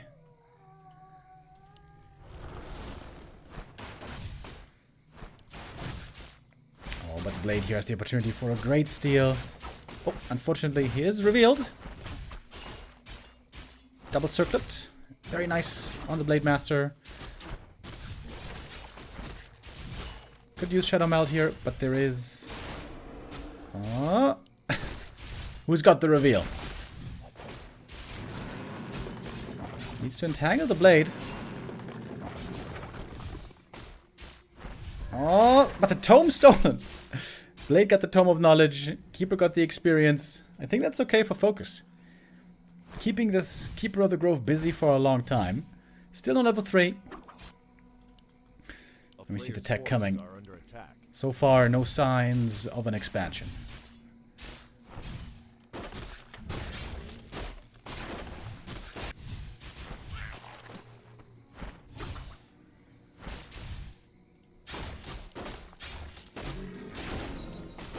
Some nice items for FoCuS early on. The mantle also going to be really good for the Shadow Hunter.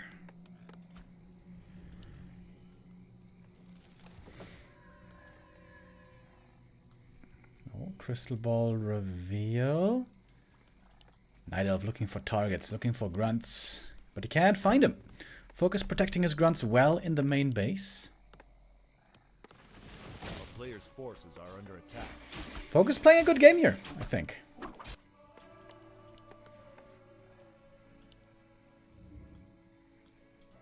Colorful maybe not focusing enough on creeping.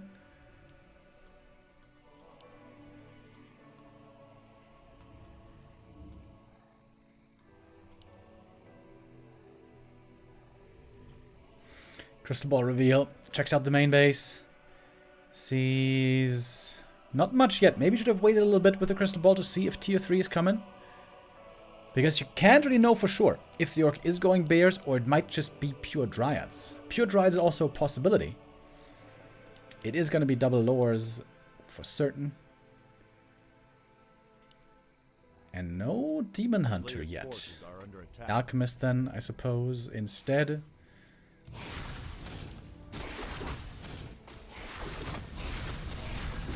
Nice creep here by FoCuS. Look at that. Oh, well done. Pulled in the creep. It's going to cost him a grunt. Blade Master a little late to join, perhaps. But he got the item. It was the claws. And the rest of the grunts should be safe. FoCuS keeps doing this really well. And we have no tier 3 yet, by the way. Ultra Vision upgrade.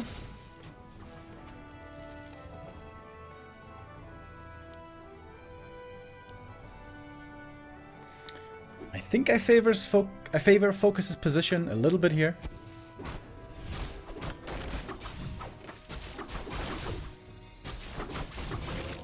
Oh, no reveal. Oh, what? Big mistake by Colorful here. That could have been an easy reveal. And that prevents level 3 on the Keeper.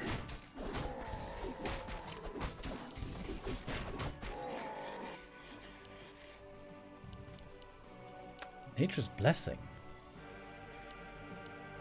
And it seems to be Mass Dryads here. No tier 3. No bears. Mass Dryads can also be good because it reduces the effectiveness of Shaman.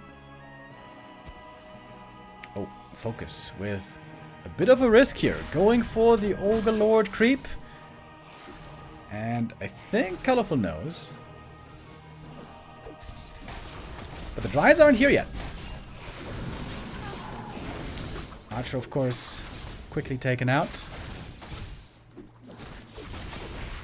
Aggressive purchase coming in. Now Entangle could be used once more. Here come the Dryads, ready for some slow. Ooh, nice kill there. Takes out the Hunters as well.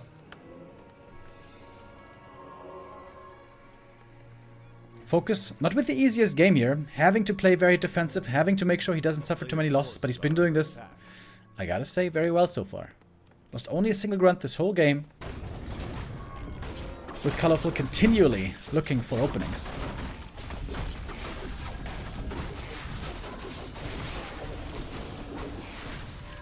Late Master able to get away. Now the Huntress goes down. Keeper taking forever to get that level 3 here. Still doesn't have it.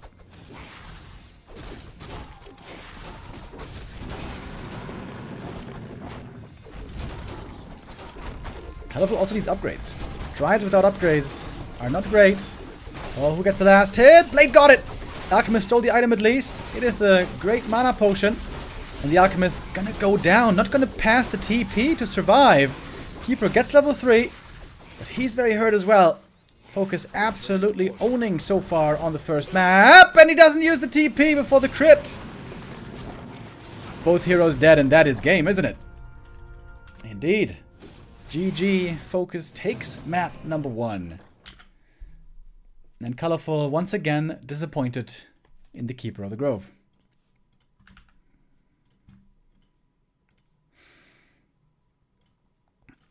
And FoCuS taking the 1-0 means that if FoCuS wins the next map, then Happy is eliminated, along with Colorful. In fact, Colorful is already, with certainty, not gonna make the grand final. So that might deflate his ambitions a bit here. But hopefully he's still going to try his best on the second map.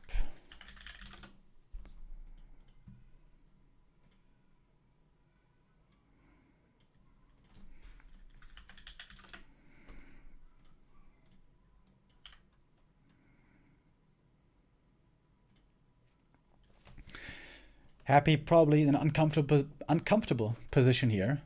You never want to have to rely on others to make it through, but today that is the case. Yesterday was quite the surprise when we saw Happy not winning a single one of his games. It was draws all the way. Draw against FoCuS, draw against Colorful, and a draw against Running. In fact, the only win we saw yesterday was from Running against Colorful.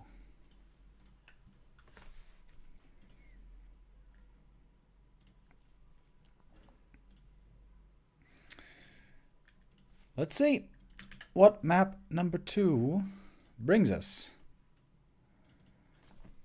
If FoCuS wins, that's it for the group stage. He takes the grand final with Running, and then we're going to have the best of 3 grand final coming up. If Colorful wins, we're going to have a tie between FoCuS and Happy, and the tiebreaker will follow.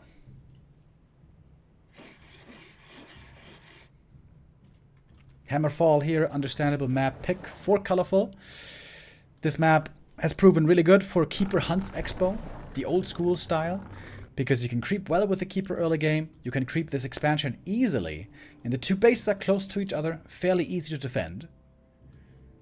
But we've also seen Demon Hunter play on this map. So right now, Colorful will have to make the choice. I wonder if he has decided already, Demon or Keeper, or is he still running the calculations in his head? And maybe he's not sure quite himself, but he will have to make a choice in a moment.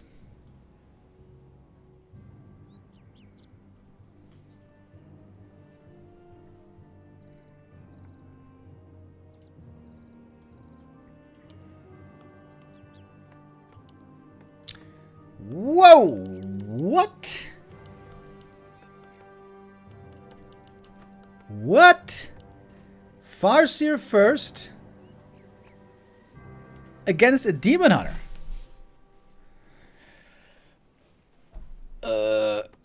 Is this Headhunters or not? Headhunters are very bad against Keeper, so it's a big risk to play against Orc. Against Night Elf, I mean. Okay, it seems to be just Farseer Grunts, fast tech.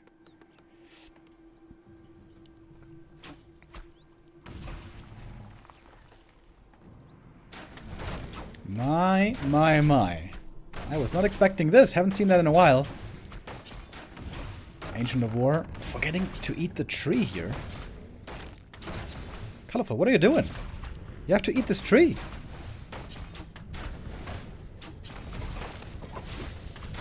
Going for immolation. Close call. Ancient of War losing a lot of health here. Bro. Sloppy start by Colorful. This costs him a few more resources than necessary. But good experience for the Demon Hunter.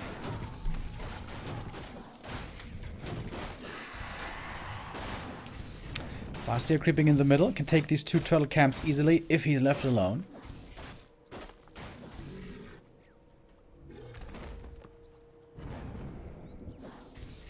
And now, no mana burn to annoy the Farseer.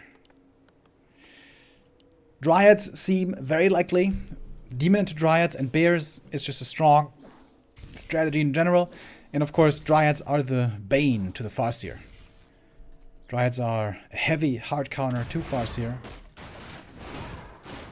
Oh, Wisp coming in for the detonate. Oi, that's a double. That's level 2. And now we got mana burn. Big Wisp play here by Colorful. That puts him in a much better position now. Could mana burn again in a second. And that's always the awkward thing about playing Farseer against Demon Hunter. Once the mana's gone, then Farseer feels a bit weird.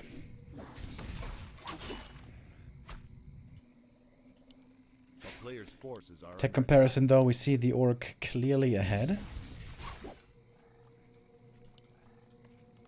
Oh, he could cancel the shop, perhaps.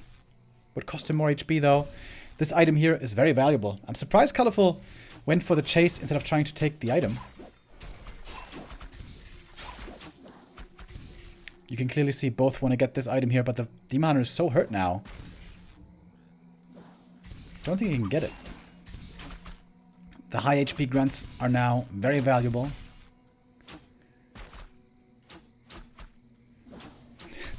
Archer's fighting against the Farseer. This is a weird position. Both heroes extremely hurt. But the high HP grunts here are also very good. Telestaff on the Farseer. And now he can heal. Puts a speed on the demon.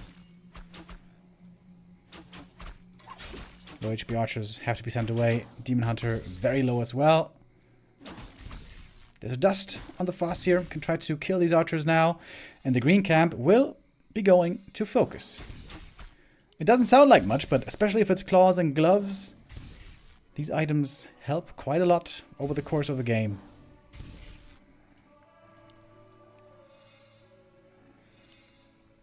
A player's forces are under attack. One archer gonna go down here. And that's a level 2.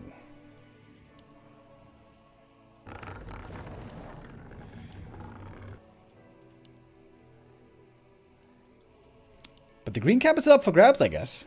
Naga second by FoCuS. Bro, what is he playing? Farseer Naga. This is extremely rare to see. Of course, the Naga is a good counter to the Demon Hunter. And we got a Beastmaster for colorful. Wait, is he playing Lores? Yeah, he is playing Lores. Beastmaster very good right now with the summons early on the field. Last hit, nicely stolen with the Chain Lightning. But Demon gets the item and the ring is the perfect find that he wanted.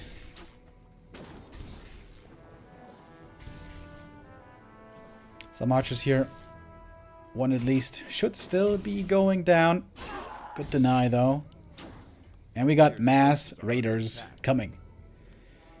Ideally you want to have a keeper second to deal with mass raiders, to control them with entangle, but of course that's not the case here.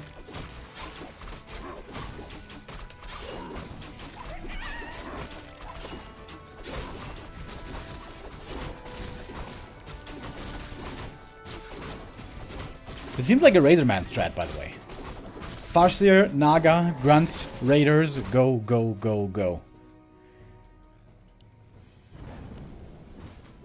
The town is under siege.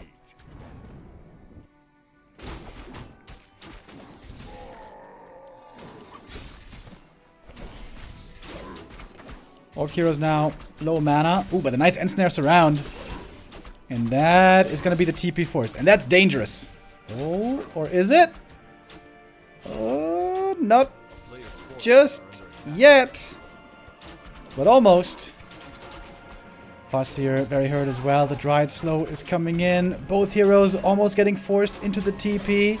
Heal self, mana potion, more wolves. There's the TP now. Naga, she's a frail hero and will go down.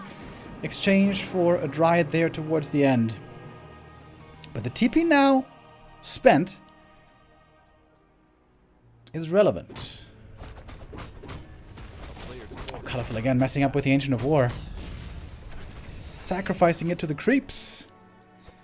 Not the greatest shape here that we see colorful in today, I want to say.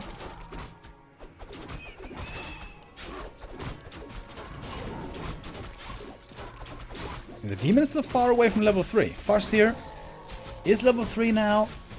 Downside for him, of course, is that the wolves can just be dispelled by the dryads. And now we finally have Abolish Magic coming. That's about time. Beastmaster, level 2. The Bash Bear is actually very good against the Raiders. Oh, and a possible Creepjack is inbound. Demon Hunter very close now to the level up. I wonder if this Sasquatch's going to give it to him. Has to buy the TP, will evacuate, buying a heal scroll as well, and saving every unit on the way out. So this was a good escape item for him. What was it? Circlet. Well, that's pretty good. Playing against Mass Raiders without a TP, very dangerous. Colorful is well aware. He's now creeping passively next to his main. And finally getting level 3. I think he should go Immolation here, right? I don't think he needs mana burn that badly.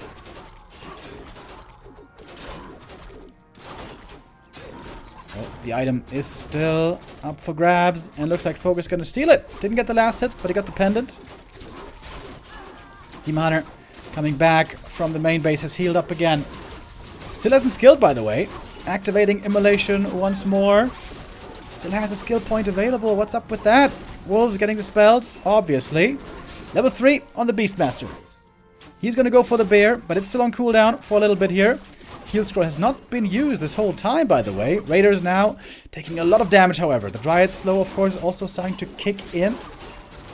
Did go for mana burn in the end here. And I guess Colorful won that exchange. FoCuS lost a lot of units.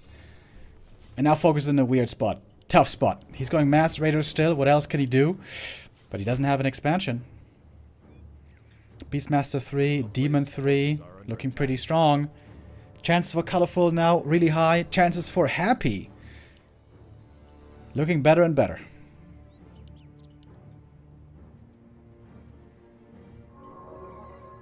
I would love to see some upgrades for Colorful, but his lumber's pretty low.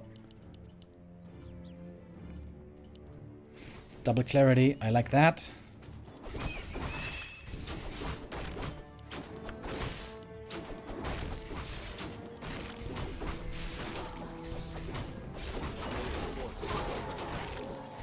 Team Hunter.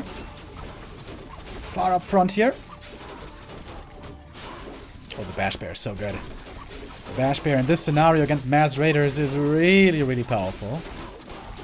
Demon Hunter, though, starting to take some serious damage. Item on the ground. It's Claws +8. Picks him up. Demon starting to run out of mana here. Farsight is level 4, but the downside is the Farsight level 4 doesn't do that much, really. Heal Scroll picked up. Raiders falling. Dryads falling. The supply elite still clearly on colorful, though. FoCuS trying to get the hero kill. With the invuln. Oh, I think he got bashed! I think he got bashed from the bear. Couldn't invuln. Don't think that would have saved him anyways. But colorful wins map 2. Another draw in the group stage.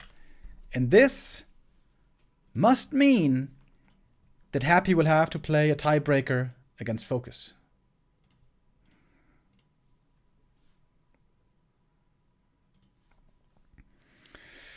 It's a pretty straightforward affair. Here are our results.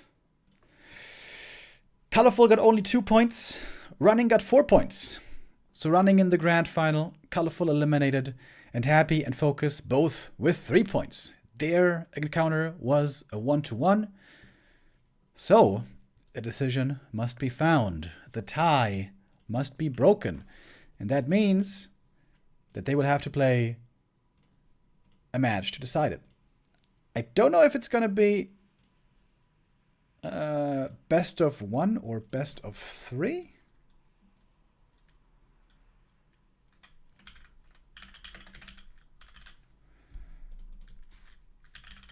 But it will have to be played out, surely.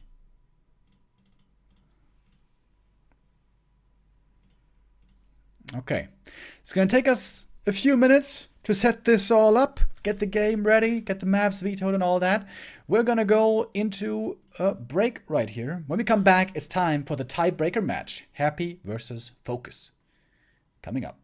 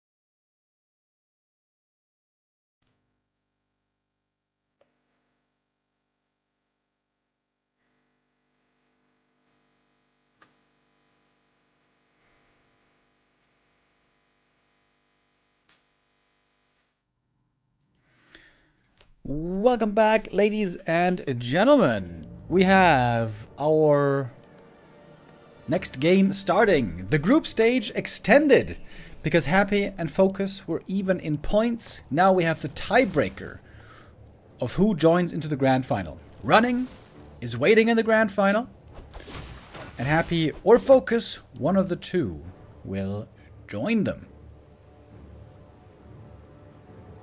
FoCuS here playing an aggressive Blade Master with a fast tech, fast chop.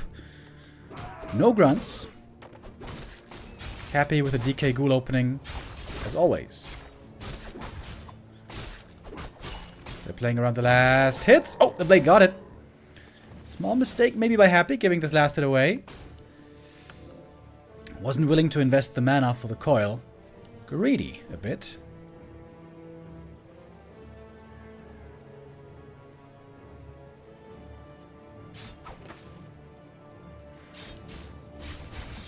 Is this live? Yes, it is.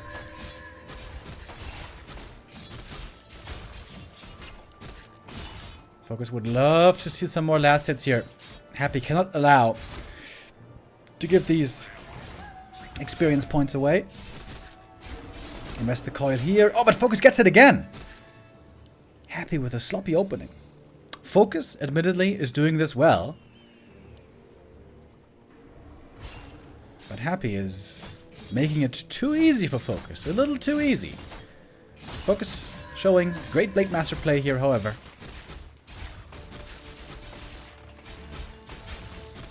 He's revealed. That's the last Dust of Appearance.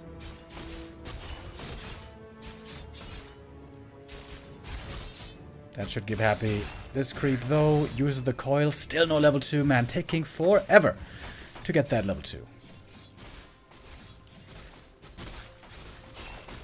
Healing cancel, but there's still plenty of heal salves left. I would say this is a very successful early game for FoCuS. Slowing down the DKs, creeping tremendously. Only level 2 so far.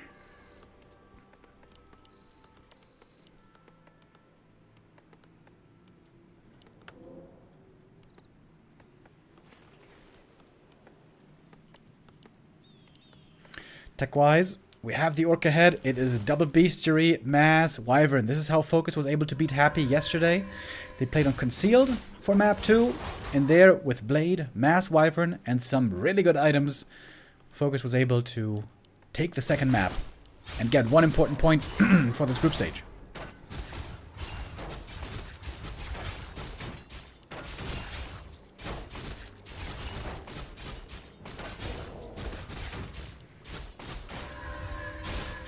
Happy was using lots of Dust of Appearance here to spot out the Blade Master, but the Blade now on his side of the map. That's a downside, of course, of playing Blade solo, fast tech. You basically cannot creep.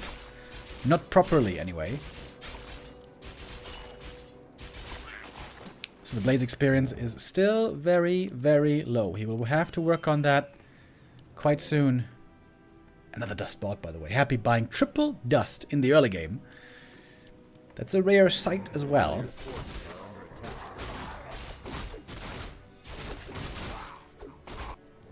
And the Blade Master, this time not in position to see the last hit. He's going to go for specific hex creeping. Trying to drag out the creep camps and kill the big creep and get the big item. Speaking of items, Happy here so far finding okay items. Mantle, ring, pendant. For Alchemist, this is actually pretty good ring if he does go Alchemist. Happy likes normally to go Alchemist third against the Mass Wyvern playstyle, if that hasn't changed. Happy would love to seal this last hit with a DK, but he's a little bit too late. Couple of seconds too late. Scourge Bone Chimes, amazing for the Blade Master, but of course of no use for the Wyvern. Oh, we have an early Gargoyle. And early Coil Nova as well. Happy looking for the target. Uncle Blubber with the resub. Thank you.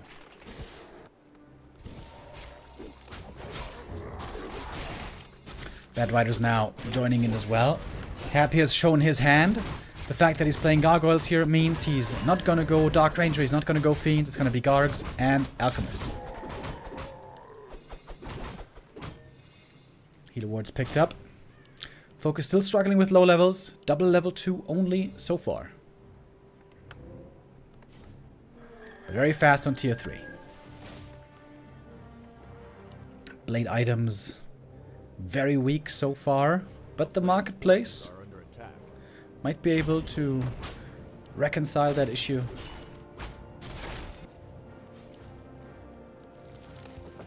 Got a sack pit as well. Happy gonna be able to use some shades here.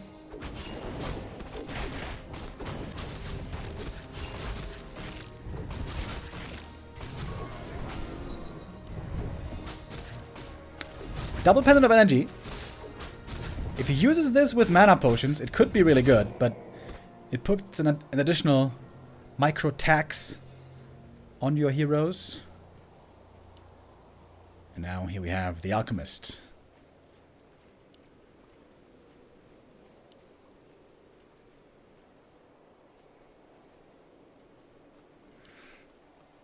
Oh, Happy looking for a quick push into the main base. Frenzy and Destroyer form about to finish. The Shade able to find the Orc army. And we don't have reinforced defenses yet. Oh, it's close to being done. One burrow's gonna fall, but the rest should be protected. Still pretty good timing on FoCuS here. Most of the burrows are protected indeed. Nova flying in right away. Acid Bomb only hit one of the Wyvern. Seemed to be a badly placed Acid Bomb here, in honesty. Bats are gone. Gargs are also gone. Still lots of Wyvern in the air, some of them now bruised, though the AoE from the Undead now landing much better. Nova Acid Bomb hitting all of the bad riders, and importantly, there's no level 2 heal wave just yet. Oh, Blade Master! In trouble here, has to go for the invuln. That's the big one. Gone now forever. Got the Claws of Attack, by the way. I think he got it from this camp. That's a very fortuitous find. FoCuS holds in the main with some losses.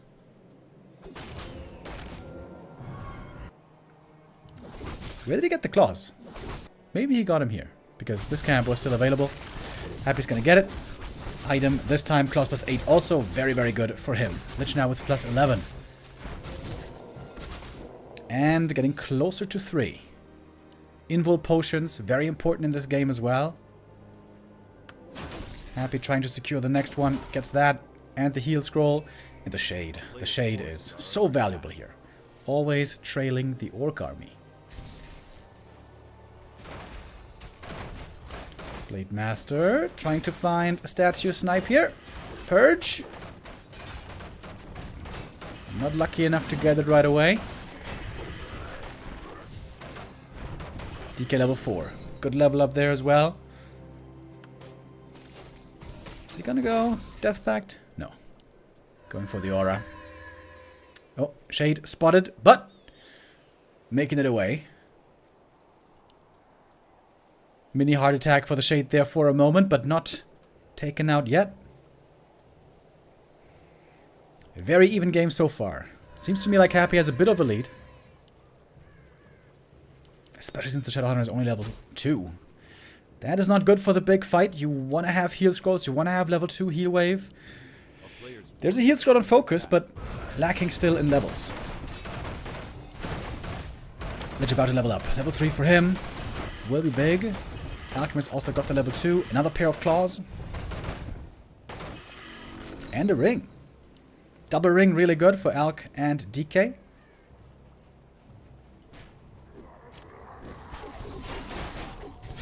Now it's going to be time for the red camps.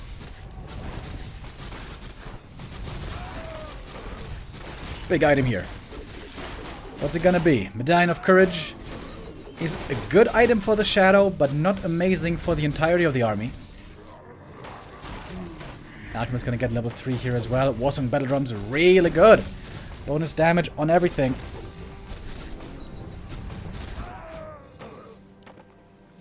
Only +1 though on the ghouls.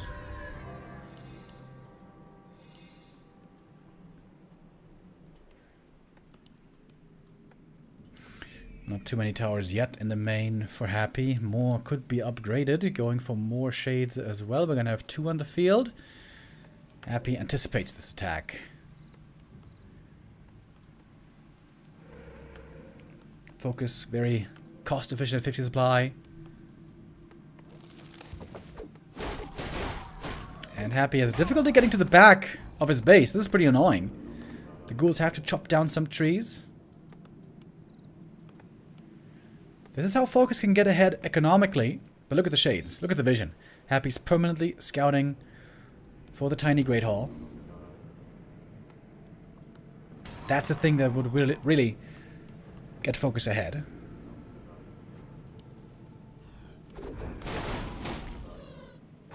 Oh, one big acid bomb. That's going to do some good damage. But Lich not in range for the Nova follow-up. Also, upgrades for Happy. Not looking the best, by the way. 0-1 only. This means that the destroyers will get 2 shot by the Bad Riders. When you're at 0-2, it takes 3 bats to kill a destroyer. And now look at the gold on FoCuS. 1200. Was able to bank for a long while. Right now probably wouldn't be the best time for him to fight though. FoCuS biding his time. Doing this smart. I think Happy's base build here really isn't the best. I think these ziggurats should have some space in between so the acolytes can get through. And also there should be one ziggurat back here upgraded into a tower. Happy playing a really good game up until now, but I think the base build here is now shooting him in the foot.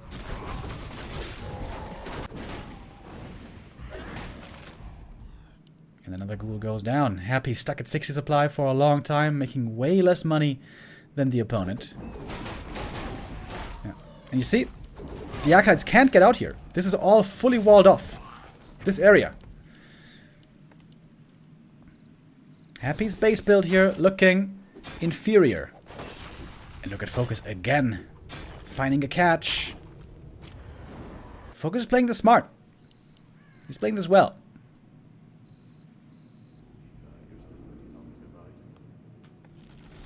A player's forces are under attack. And if FoCuS gets to 80 supply, this is an incredibly difficult army to beat. Wyvern in high numbers, very dangerous. Look at Happy. He's been stuck at 60 supply this whole time. Losing some units here, losing some units there, getting harassed in the main base, getting run around the map. FoCuS with 1500 gold. Just waiting for the right moment to hit the button.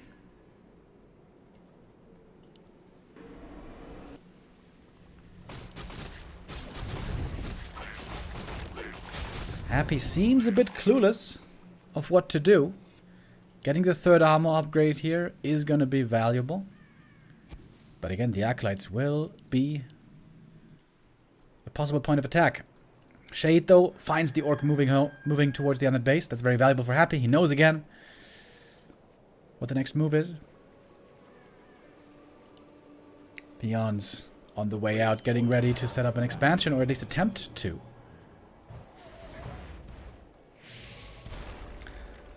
FoCuS playing a very evasive game.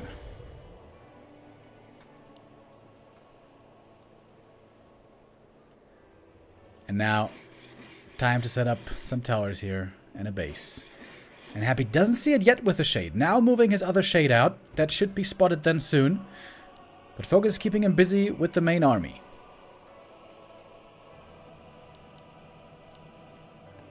Happy still at 60. FoCuS now overtaking him in supply. More Wyvern coming, getting up to 66. And if these towers and burrow finish, this is a very strong defensive position for FoCuS. Super strong tactical game here by FoCuS on map 1.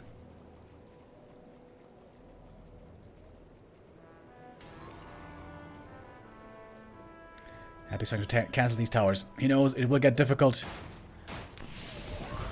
if they come up. At least one will finish with certainty. In fact, looks like both are finishing. Nova from range trying to take out the bats one by one. Happy playing around the cooldowns. He has a good amount of mana, also thanks to the pendants.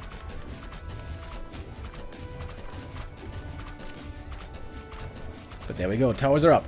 Great Hall, half finished. Happy could try to go for his own expansion, but he doesn't really have the lumber for it.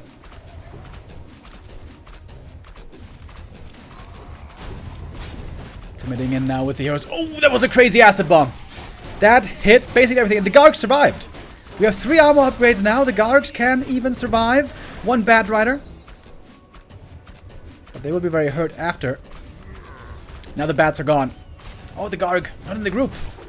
Happy almost losing that one. And the Blade almost falling as well. Invuln needed. Heal Wave. Not enough to get him fully back to health.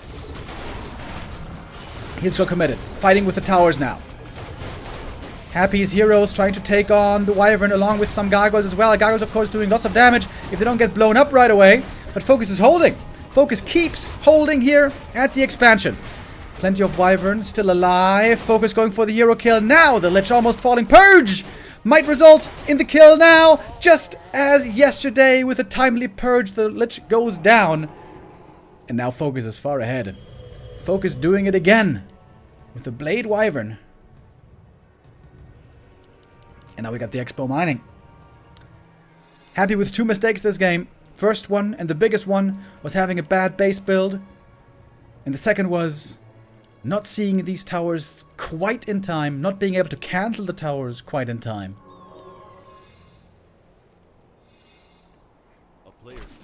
And now Happy doesn't have much left, honestly. Not much in terms of army, and perhaps more importantly, not much mana. Lich has no Nova. DK out of mana as well.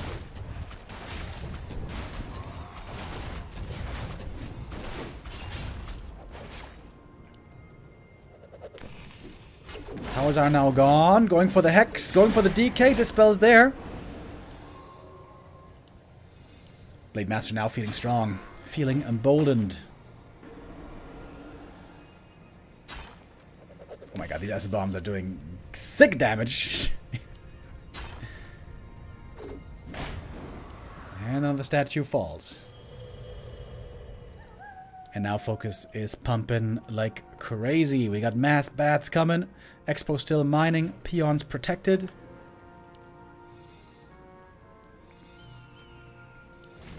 Happy finds himself in an impossible position. Blade Master Wyvern might be the new meta for the orcs. Not easy to play. It's easy to get caught in the mid game before you have the high numbers, before you have the expansion, and then you get slaughtered. But FoCuS played around his strengths very, very well.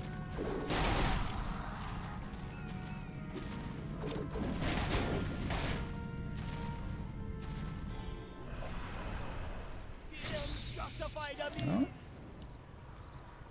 Some Gargs are ending up being a bit wasteful, but that's okay. FoCuS has tons of resources now. Whee! There come the bats, and this time they connect. They get the kills. All the Gargs are gone. Happy's mana still fairly low. Alchemist gets in an acid bomb, but he's now an easy target for the Blade Master. Cannot be coil. Lich, though, looking for the next kill, and the Lich goes down with a Hex, with a crit. That is the crucial kill and the game. And FoCuS, repeating a success from yesterday, beats Happy on the first map, at least. Well done. Well done. This was an excellent execution by FoCuS. Can't say it any other way. Happy making just some small mistakes that cost him dearly.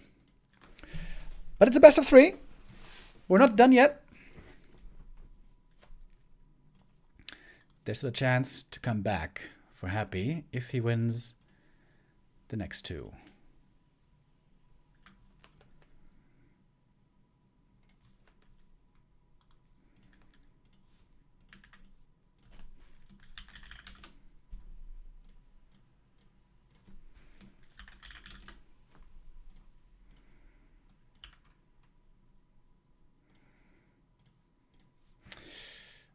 All right.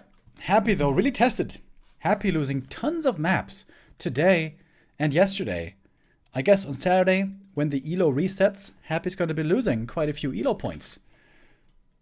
It's a credit to these players here today competing and yesterday.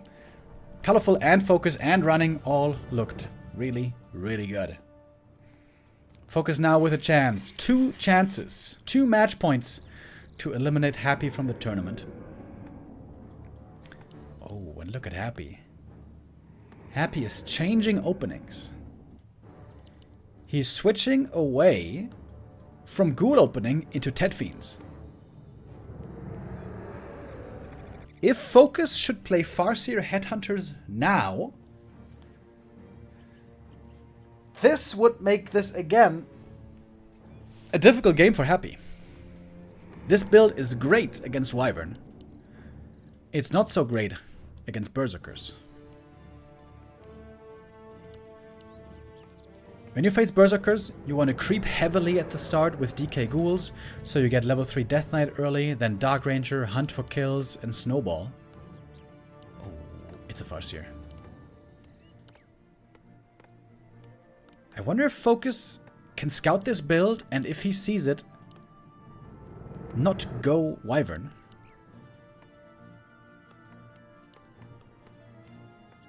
We'll see if that timing is going to work out that way.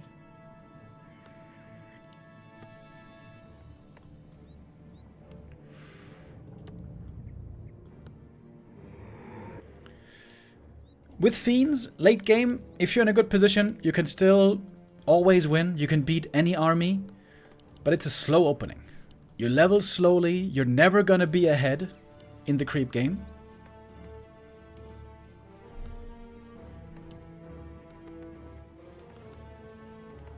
Happy wants to confirm the hero. He would like to see a Blade Master. I don't know if he saw the Foss here.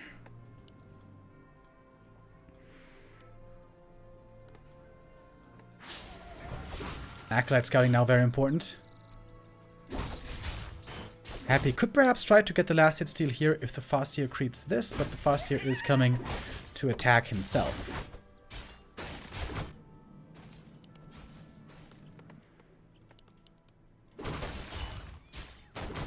I think FoCuS should play Headhunters here. I think Wyvern would be the wrong approach.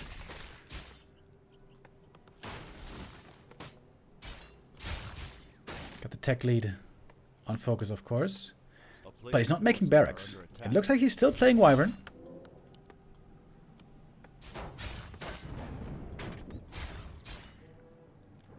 Surprising to me. It's pretty obvious that Happy's going to go for Fiends. And he's going to have a fast tech, a good number of Fiends. And also, nowadays, Happy could go on tier 2 for the Wand of Negation. Against a Wyvern play with Shadowhunter, this is actually really good. So you have Dispel against the Hex. Oh, wait, it is double Rax. Never mind. Okay, it is double Rax in the end. I think that is the right approach. It looks a little bit late.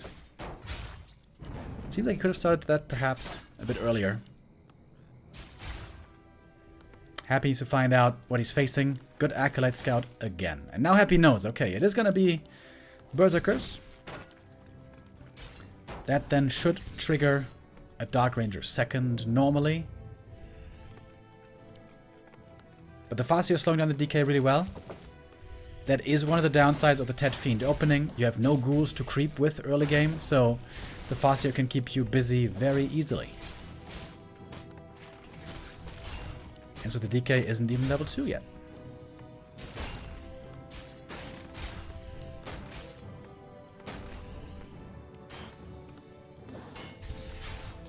I would really like to see Happy go for the Wand of Negation when he's on tier 2. I think that would make a lot of sense against the Hex. Close to level 2 now, though. Big level up. Always.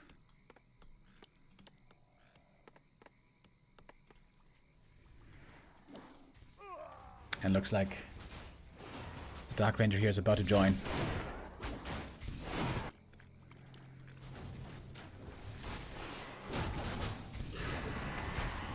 Waiting for the seconds for the DR to be ready. Oh, big last hit. Happy with a coil. Gets it. Gets level 2. Farseer also very hurt. Got the item. Claws of Attack. Good for him to take that away from Happy. Shadowhunter about to join as well. A player's forces are under attack.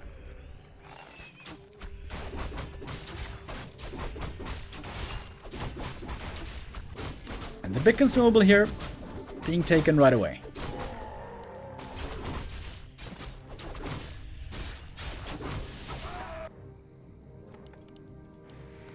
Happy's tier 3 a lot behind the orcs, actually. That could be a big advantage on TC versus Lich later on. I think the MVP against Fiend armies is always the TC. While the ghouls are very fast and with good micro can get away from the TC, for the Fiends it's almost impossible. Oh my god, that is so many skellies though. What the hell? A player's forces are under attack. Happy now very strong on the map with all these skeletons. Finally taking tier 3. FoCuS has to play passive as long as there's so many skellies available for Happy. Dark Ranger right now is looking really good in this mid game.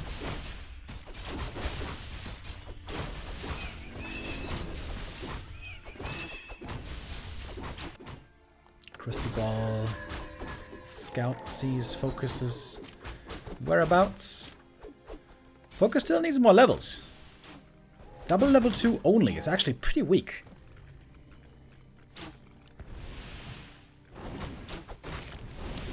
I think FoCuS really suffered from having these headhunters so late. He could have had the barracks coming up way earlier. Player's forces are under attack.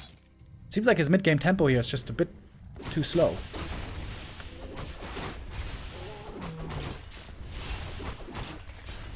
Happy on the other hand, getting good experience. DK3, Dark Ranger 2.5 already. If the Dark Ranger is level 3 before the first big fight, that is excellent for the undead. As we all know, level 2 Black Arrow is amazing against headhunters.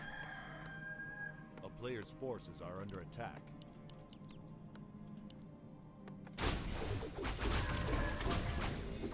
And this is not a big map. There won't be that many creeps available. We're quickly taking out all the creeps, one camp after the next. Happy still has 3 oranges around his main. That's good for him. Really good creeping, really good movement by Happy here on map 2. And there we got level 3 A player's forces are under attack. for the Ranger of Darkness.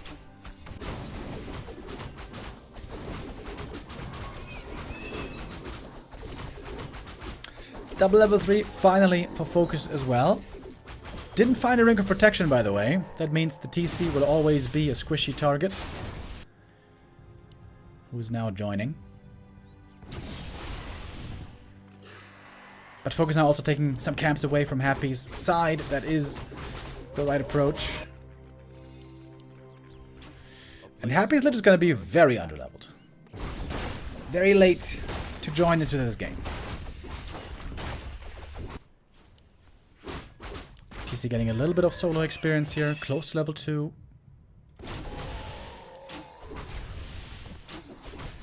Ring for the DK is actually pretty good in this late game. Tanking him up in the front line. Double Periapt is okay. Happy found almost no bonus damage though. That is not ideal. One more chance of claws of attack right here. Player's forces are under attack. But yeah, the TC seems to be doing much better than the Lich. Lich needs to get this Periapt, by the way. Otherwise it's going to be way too squishy. And yeah, it does receive it. That's the right call. Claws of attack. Alright, Happy finally finding some claws.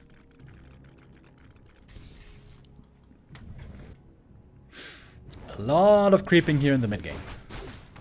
No real fights so far.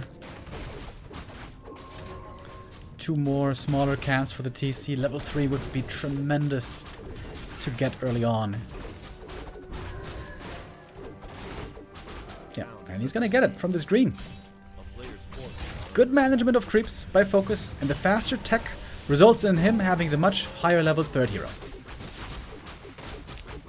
But like I said, TC without ring can be squishy.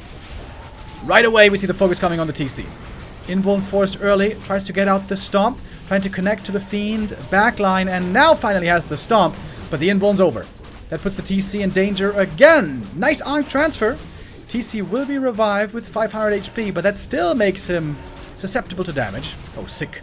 Burrow coming in there as well, saving that Fiend. I think there's no reveal yet. We have a Scroll of the Beast. Happy gonna TP out. Lich in trouble. Dodges the stomp just barely. And the Periapt. Saving his life here.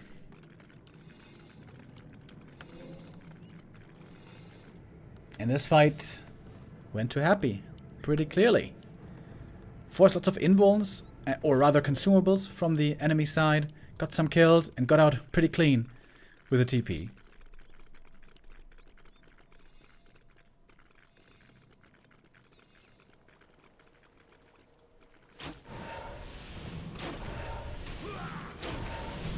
Lich close to leveling up.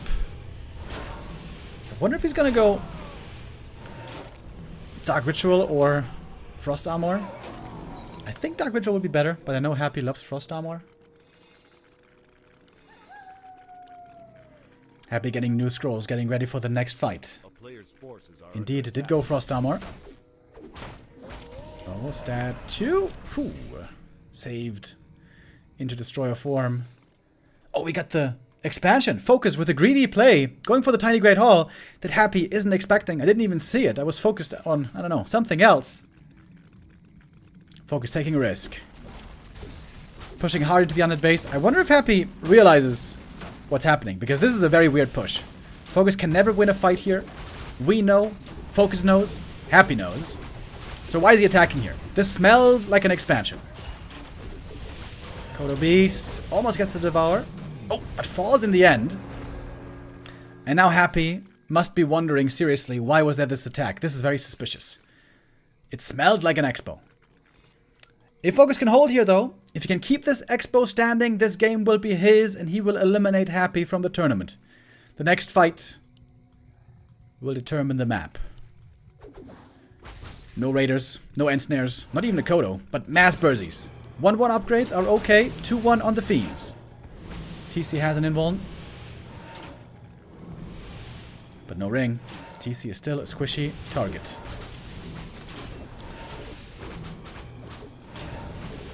Kodo Beast now coming in. That's a big damage boost. Happy playing around the range as much as he can. Lich taking quite a bit of damage right away. Level 2 Lich still looking a bit frail, despite that pendant. And now the mana's gone. No mana on the Lich. Happy with the burrows, trying to save the Fiends, protect them from the Stomp. TC is silenced, but uses the Invul Potion, breaks through the silence, but now the Invul is gone. Lasts for 7 seconds only. Excellent kiting by Happy here, looking really good. Happy didn't lose a single unit here so far in this exchange. The statue is about to go down, though the ghouls are falling. They're not so important anymore. FoCuS pulling ahead in supply, pulling clearly ahead in supply. That greedy Tiny Great Hall might just be working out absolutely perfectly for him. Hex being used, FoCuS on the chase, looking for the next stomp, looking for the next kills. DK getting blocked by the sheep over here. Awkward position for Happy indeed. Stomp comes in, Fiend was healed just in time, but Chain Lightning is in as well. More damage, more kills possible. The TC though could be dead if there's a coil or something. Coil flies, but there's a heal scroll. Heal scroll saves the TC just in time. The Dark Ranger's mana is low, by the way. The Lich has to go for the invuln as well. FoCuS can smell victory. He is so close to getting it. Happy now finding some kills. The Berserkers are committed in pretty hard. Dark Ranger mana being low is a problem here. Not too many skellies are being raised, but some are joining from the grave of the enemy. Shadowhunter in trouble as well. Oh no, FoCuS! Uh-oh! That's a big loss on the hero. He's trying to get the return kill on the Lich. Chasing after him with the Berserk. More damage now also being taken by the Berserkers. The TC, I wonder where he is. There he is. He was at the shop trying to rejoin now. Happy still fighting with the heroes. Low on mana. Absolutely everywhere. Trying to use the statues and get as much juice as he can. Needs one more coil to heal up the Lich because he's close to having that coil ready. So many Berserkers though. So many Berzies still fighting in this engagement. Fiends unburrowing once again, getting hit by the Stomp right away. There's going to be one kill at least. Farseer also extremely hurt. Destroyer saved off to the side. Berzies need to get in range of the TP, and they get away. Happy has the supply lead. But the Expo is running. Oh my. Super close call. DK with a double mana potion. Lich about to be 3. Dark Ranger, I think the problem for her is she's so low mana. She needs more mana. Shadow Hunter, not back yet, by the way. Fighting this without heal wave, very difficult. Orc heroes healing up at the shop. No invul, no heal scroll. Half HP. Lich about to be 3. 1 or 2 peons are gonna do it. Could be more skellies raised as well. There is the level 3. And now the Nova is a lot more scary. TC face tanks the damage right away. Still getting bullied by this focus fire. No ring of protection really haunting him. Coda goes down as well. Fiend returns. Happy, I think he's taking this game now by storm. 1 kill after the next. The skellies are completely taking over. FoCuS now getting outscaled by the undead heroes, by the skeletons, against which he doesn't have enough. He had tons of berserkers, but not quite enough. Happy with unbelievable play as always, as so often. That was such a difficult position to survive. To hang on and not die. I think Happy again made one mistake this game of not scouting the Expo quickly enough. He reacted a little bit too slowly, but the fighting was incredible. TC will finally fall, and that must mark the end. And Happy ties up this series. And we get a 1-1.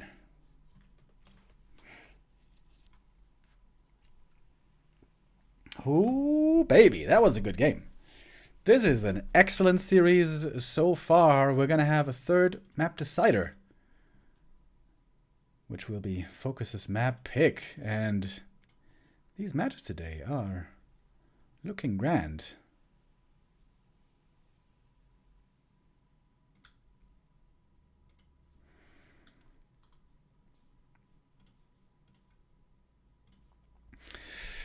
All right, FoCuS, what is your map choice? Concealed Hill, I think I saw. Thank you very much, JJ Soto, with the resub. Much appreciated, good sir. All right. Map number 3, the decider. Winner here moves on into the grand final. The loser will be eliminated.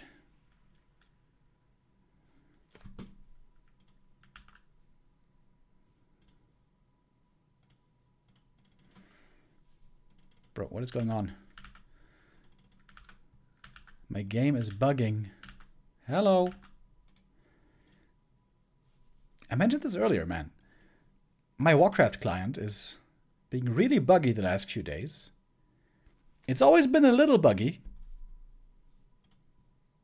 But the last couple of days, it's been Bro. It's been terrible.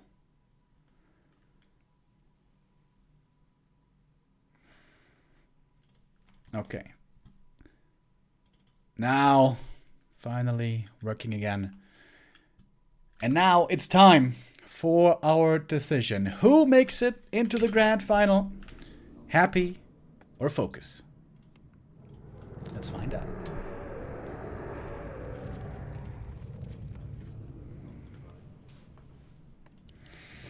Happy here in the top right, FoCuS in the bottom left. Happy is returning to the ghoul opening. Not Tet Fiends anymore. Doesn't want to have the counter to Wyvern ready right away.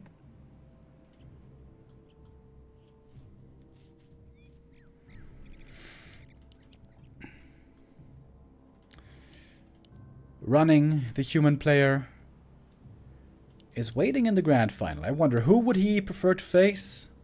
Happy or FoCuS? FoCuS is really good against human. But Happy is Happy.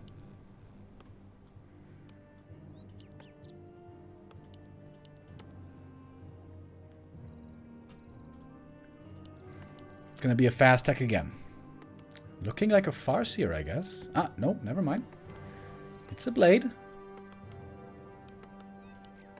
Oh, Blade without shop. Oh. Ooh, that's difficult to play. Playing Blade Master without heal salves. Very difficult early game for FoCuS. He managed the Blade Master early game extremely well on the first map on Northern Isles.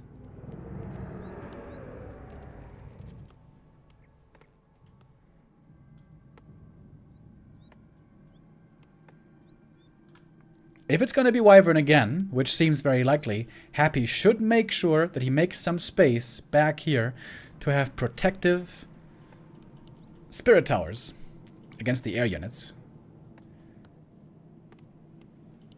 Already, I don't like the Ziggurat. This Ziggurat is touching without distance. The other Ziggurat, that means Acolytes cannot move in between.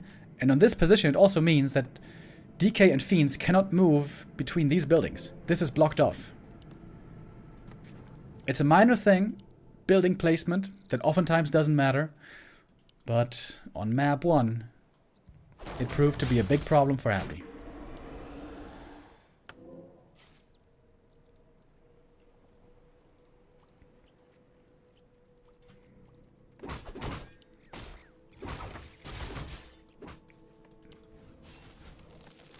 Blade Master is playing Acolyte Harass. What? Dude, I feel like I haven't seen this in years. He's gonna get one kill here, though. Oh! No! Never mind. Didn't get the kill. Level 1 Blade Harass. Wow, that is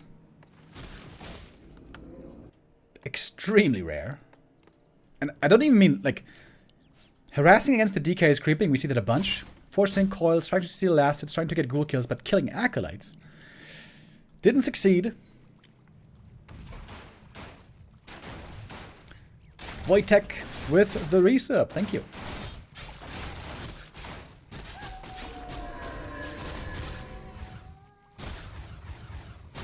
Oh.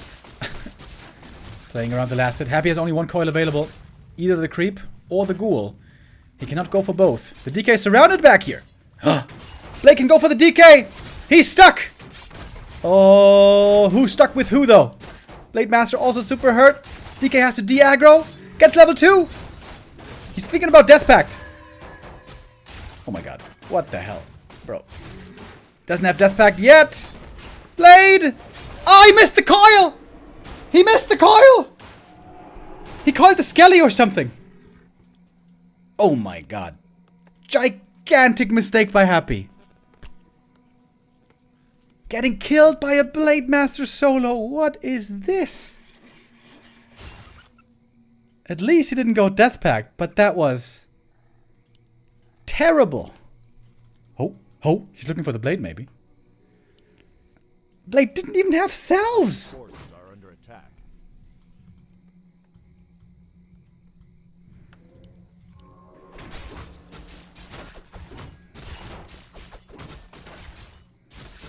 Blade doesn't get the last hit here. Claws and gloves go to Happy. That's a really big deal on this map, by the way. There's only very few opportunities to pimp your heroes. So these items are very important. Man, what a mistake, though. That is the biggest mistake I've seen by Happy in a long time.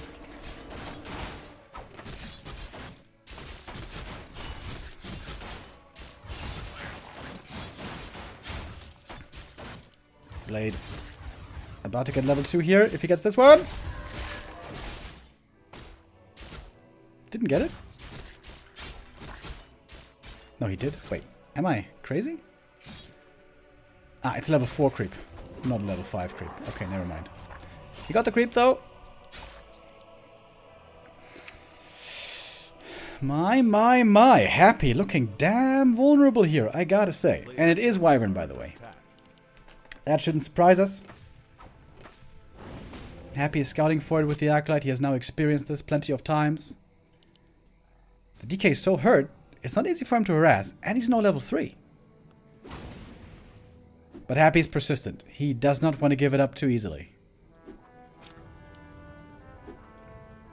If the Blade finds an agi item here, it's very good for him. If he finds no agi item, this might be a very weak Blade Master. There's 2 chances of an agi item, plus the claws, plus 12. So Around a 40% chance for a good item.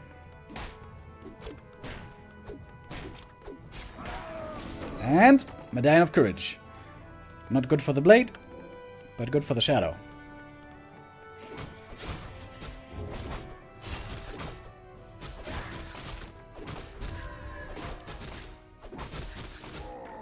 Happy finally, level 3.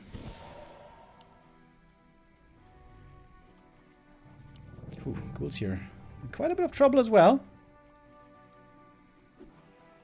A player's forces are under attack. It's always amazing to me when this creep happens. There's always a couple of people in the chat being like, oh my god, what is this? Which is understandable. Not everyone watches our streams all the time. But yeah, this is a very popular move by now. Orcs do this all the time.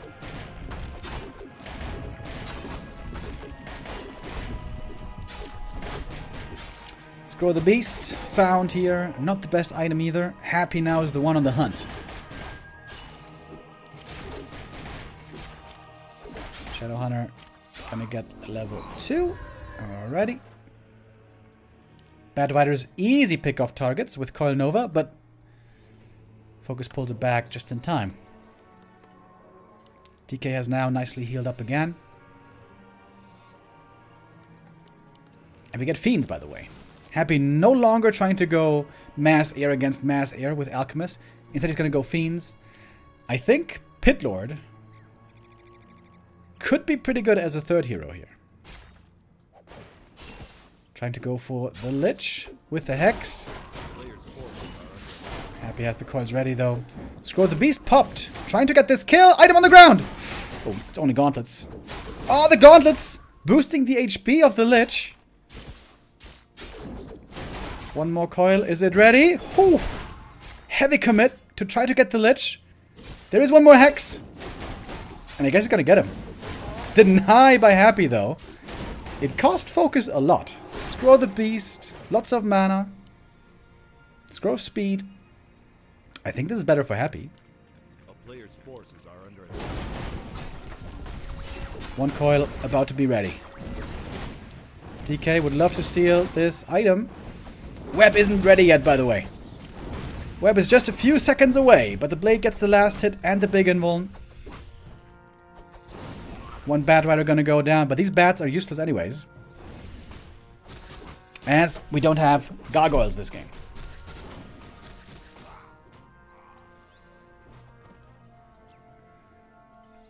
Lich, of course, back quickly.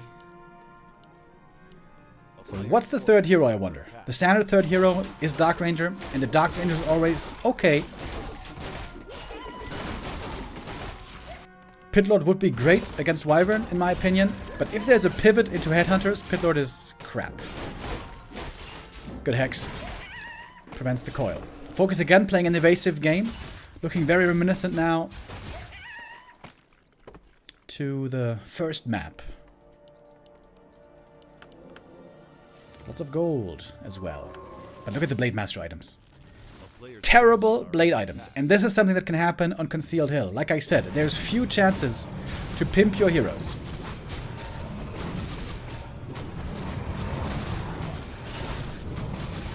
Item for Happy, Flute. Very good for him. Hasn't revealed a third hero yet, by the way. 2 more chances to pimp the blade. Agi here, low chance, less than 20%. And Claws over here, also less than 20%. Is he finally gonna get lucky? No. Scourge Bone Chimes. Pretty worthless, to be honest, with his army.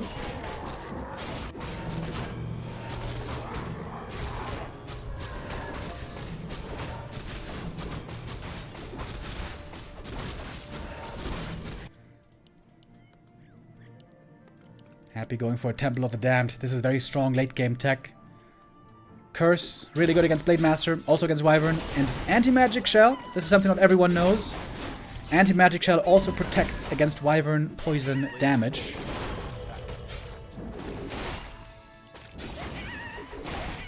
What's the item here for the blade? Didn't see it. Pendant? Is it a pendant? Yeah, it must have been. Blade Master's +7 damage only. That is terrible. We do see the Dark Ranger, by the way. Wyvern could easily harass these Acolytes, though. There is no towers set up.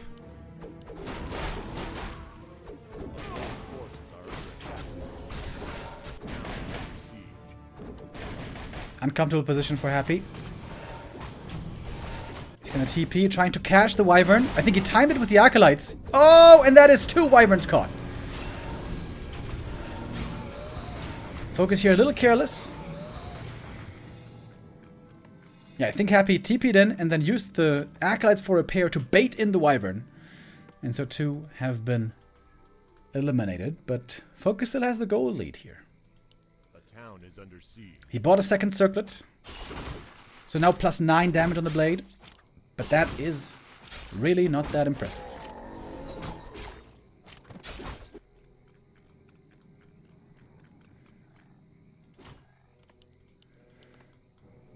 $1,000 gold in FoCuS. He's again trying to keep Happy busy, run all over the map, and at some point will try to expand. It's looking very similar indeed to the first map. The player's forces are under attack.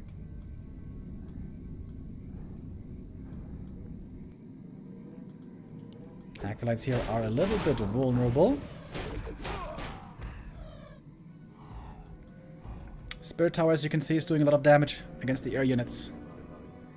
Ideally, you would like to have another Spirit Tower here to cover this gold mine fully.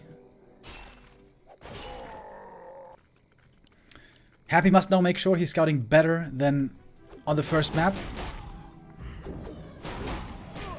Another Acolyte goes down, but Bad Rider lost for it. But as we pointed out earlier, bats now not that important.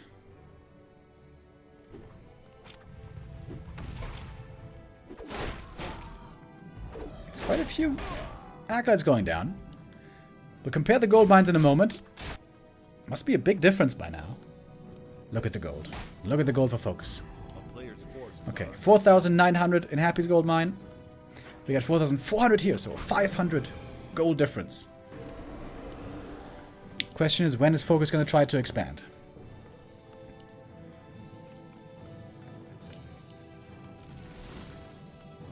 Happy now parking one fiend at home, but that seems a little late. Levels on Happy also not that amazing. 331.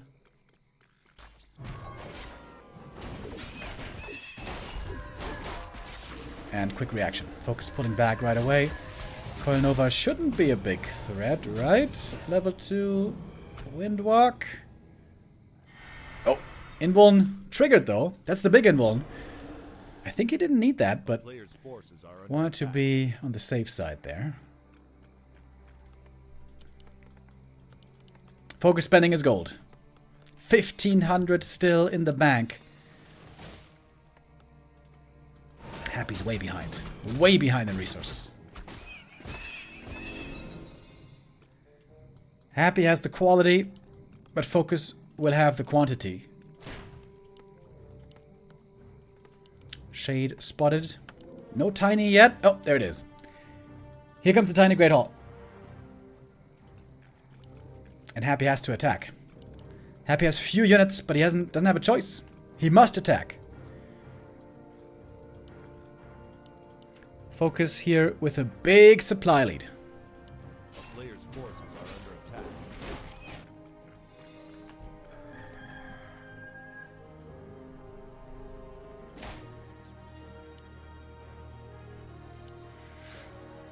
Alright, do or die. FoCuS again, playing a good game here. The Blade Wyvern. The new strat on the horizon. Alchemist third for FoCuS. With Acid Bomb. Quite interesting. Blade Master cursed right away. Hex comes in. On the Fiend in the back. There's no destroyers as it seems. First Fiend is safe though with the coil. That's important. And we have Curse coming out absolutely everywhere. Nova is doing insane damage. But now the Lich is out of mana. No Nova here anymore. The Fiend count is really, really low. The level 2 Hex, by the way, is lasting forever on these Fiends. Running around with the Fiends, trying to keep them alive. Shadowhunter has been silenced for the time being, but the anti-air is looking minimal on Happy. To be honest, 39 supply only for the Hapster. Level 4 on the DK now. Has to pass the Orb if he wants to take out the air units here, and does so now. But it's so many Wyverns still left. It is so many Wyverns still left. The Expo is mining, and FoCuS seems to be getting closer and closer to the grand final. Seeing the opportunity on the Lich, goes for the target and forces the TP away. The minus armor here also pretty scary. FoCuS with the Mass Wyvern is successful in holding. And Happy seems to have found his match. Happy seems to have found his match today. FoCuS beating Happy, or at least he's very close to it. Outstanding play today by FoCuS. He was struggling, he was losing against Happy for a long, long time. But right now, FoCuS is looking amazing. Oh, Coil! Misclick! Yeah, it is! And that's the Lich going down, and that is the series over. Happy does not make the grand final, will not meet the human. It is FoCuS. Successful. And advancing into the grand final.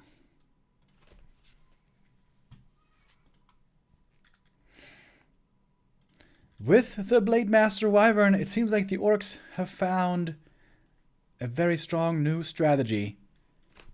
We have seen it before at times, but I feel like we haven't seen it this much before. And it seems like Happy has to go back to the drawing board.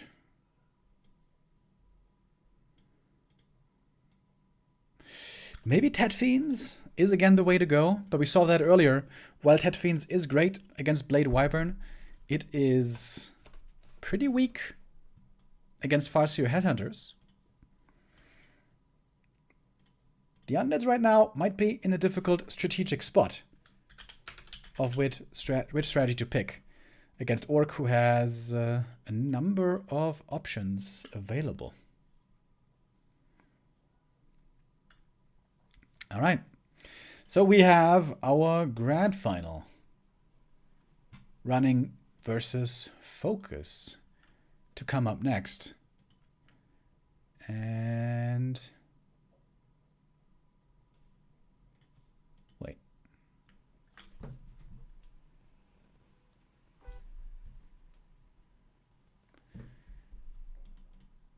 Infy just started a ladder game. That's weird. Okay, I'm gonna try to figure out what's going on. Our grand final should be coming up next. Running versus FoCuS for the decision of the Starry Date Cup. We're gonna go into a break, and then we'll be right back with hopefully the grand final. See you in a bit.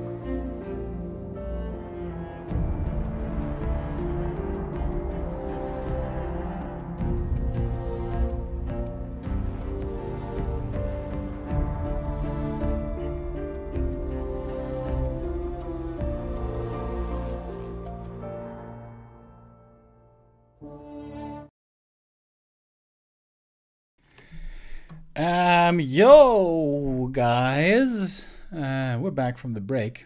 In the break, I tried to figure out what exactly is happening next because I was confused seeing that Infy started playing the ladder and Fly started playing the ladder.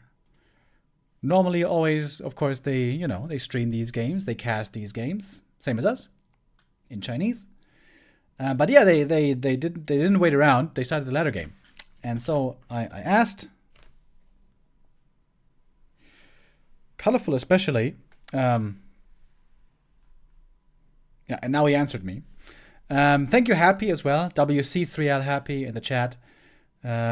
He also figured out that Running forfeited his game, which is very weird.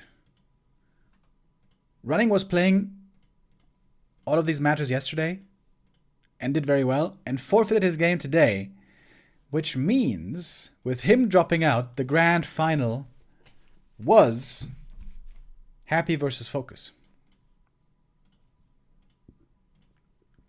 That FoCuS won very impressively and got the win for. That is very anticlimactic for us, unfortunately. Yeah, I was looking forward to the grand final, but the controversy continues with Running. It seems pretty evident by now that Running is being used as a Smurf account being shared by a number of top players. Our prime theory right now is that it's Fortitude and Chimiko sharing the account. There might be even more players involved.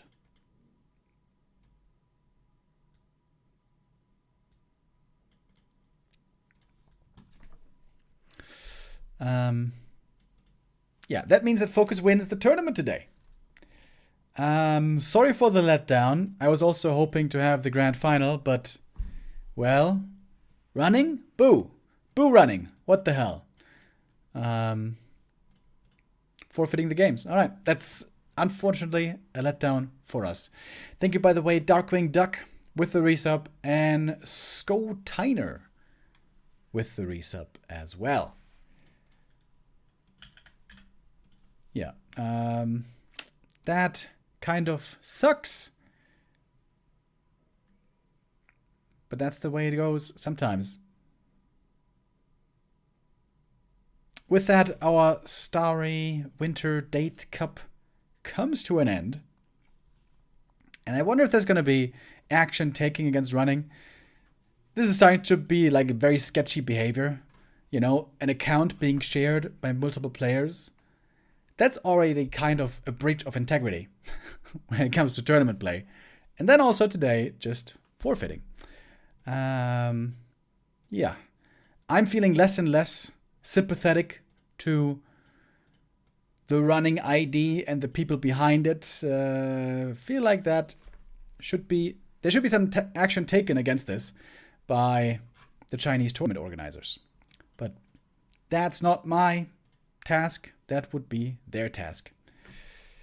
Well, with that, our tournament today comes to an unfortunately early and not so exciting close. But we will be back tomorrow with more tournaments, and that is a new tournament starting tomorrow. The Bet Boom Classic Season 2 qualifier begins tomorrow. As you may remember, back in January, we had the Bet Boom Invitational, where we had 40 and Happy in the grand final. It was a great tournament. This is going to be the second season. Once again, the offline part of it is going to be happening in Dubai. That will be beginning in October. 11th of October, right? Yeah, 11th of October. There's going to be 8 players qualifying to the offline tournament in Dubai, and these are the players trying to qualify. Fly, Hawk, Sock, Lawlight, Happy, Jens, Colorful So, and Fortitude Dice, 1-0. FoCuS, Moon, Leon, Labby, and Starbuck.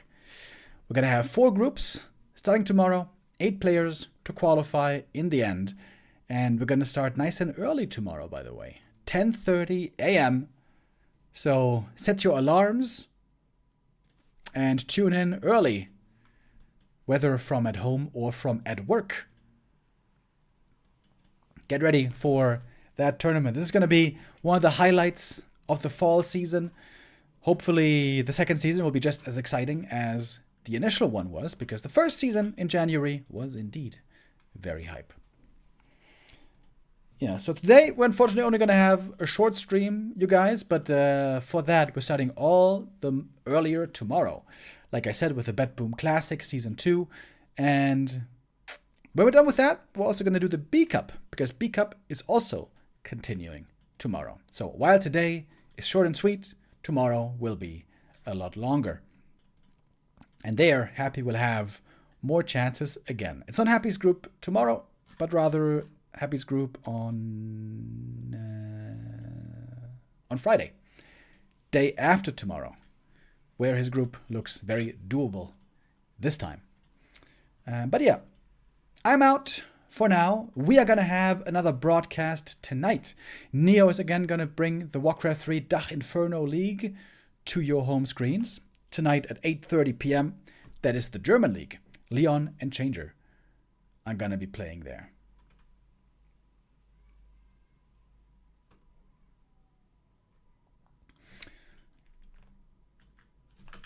But yeah, I am out for now. I will be back tomorrow, nice and early, 10:30, for the qualifier of the Bet Boom. Until then, guys, take care and have a good one. And the last donation I do not want to forget to read from FF. Remo, hey, how you doing? Really love you watching. I even saw you in my dream 2 days ago. We drank together, did silly things, jumping. We had a very good day. That sounds like a great day. It sounds like a great dream. I wish you all a wonderful day. I'll see you tomorrow. Take care. Bye-bye.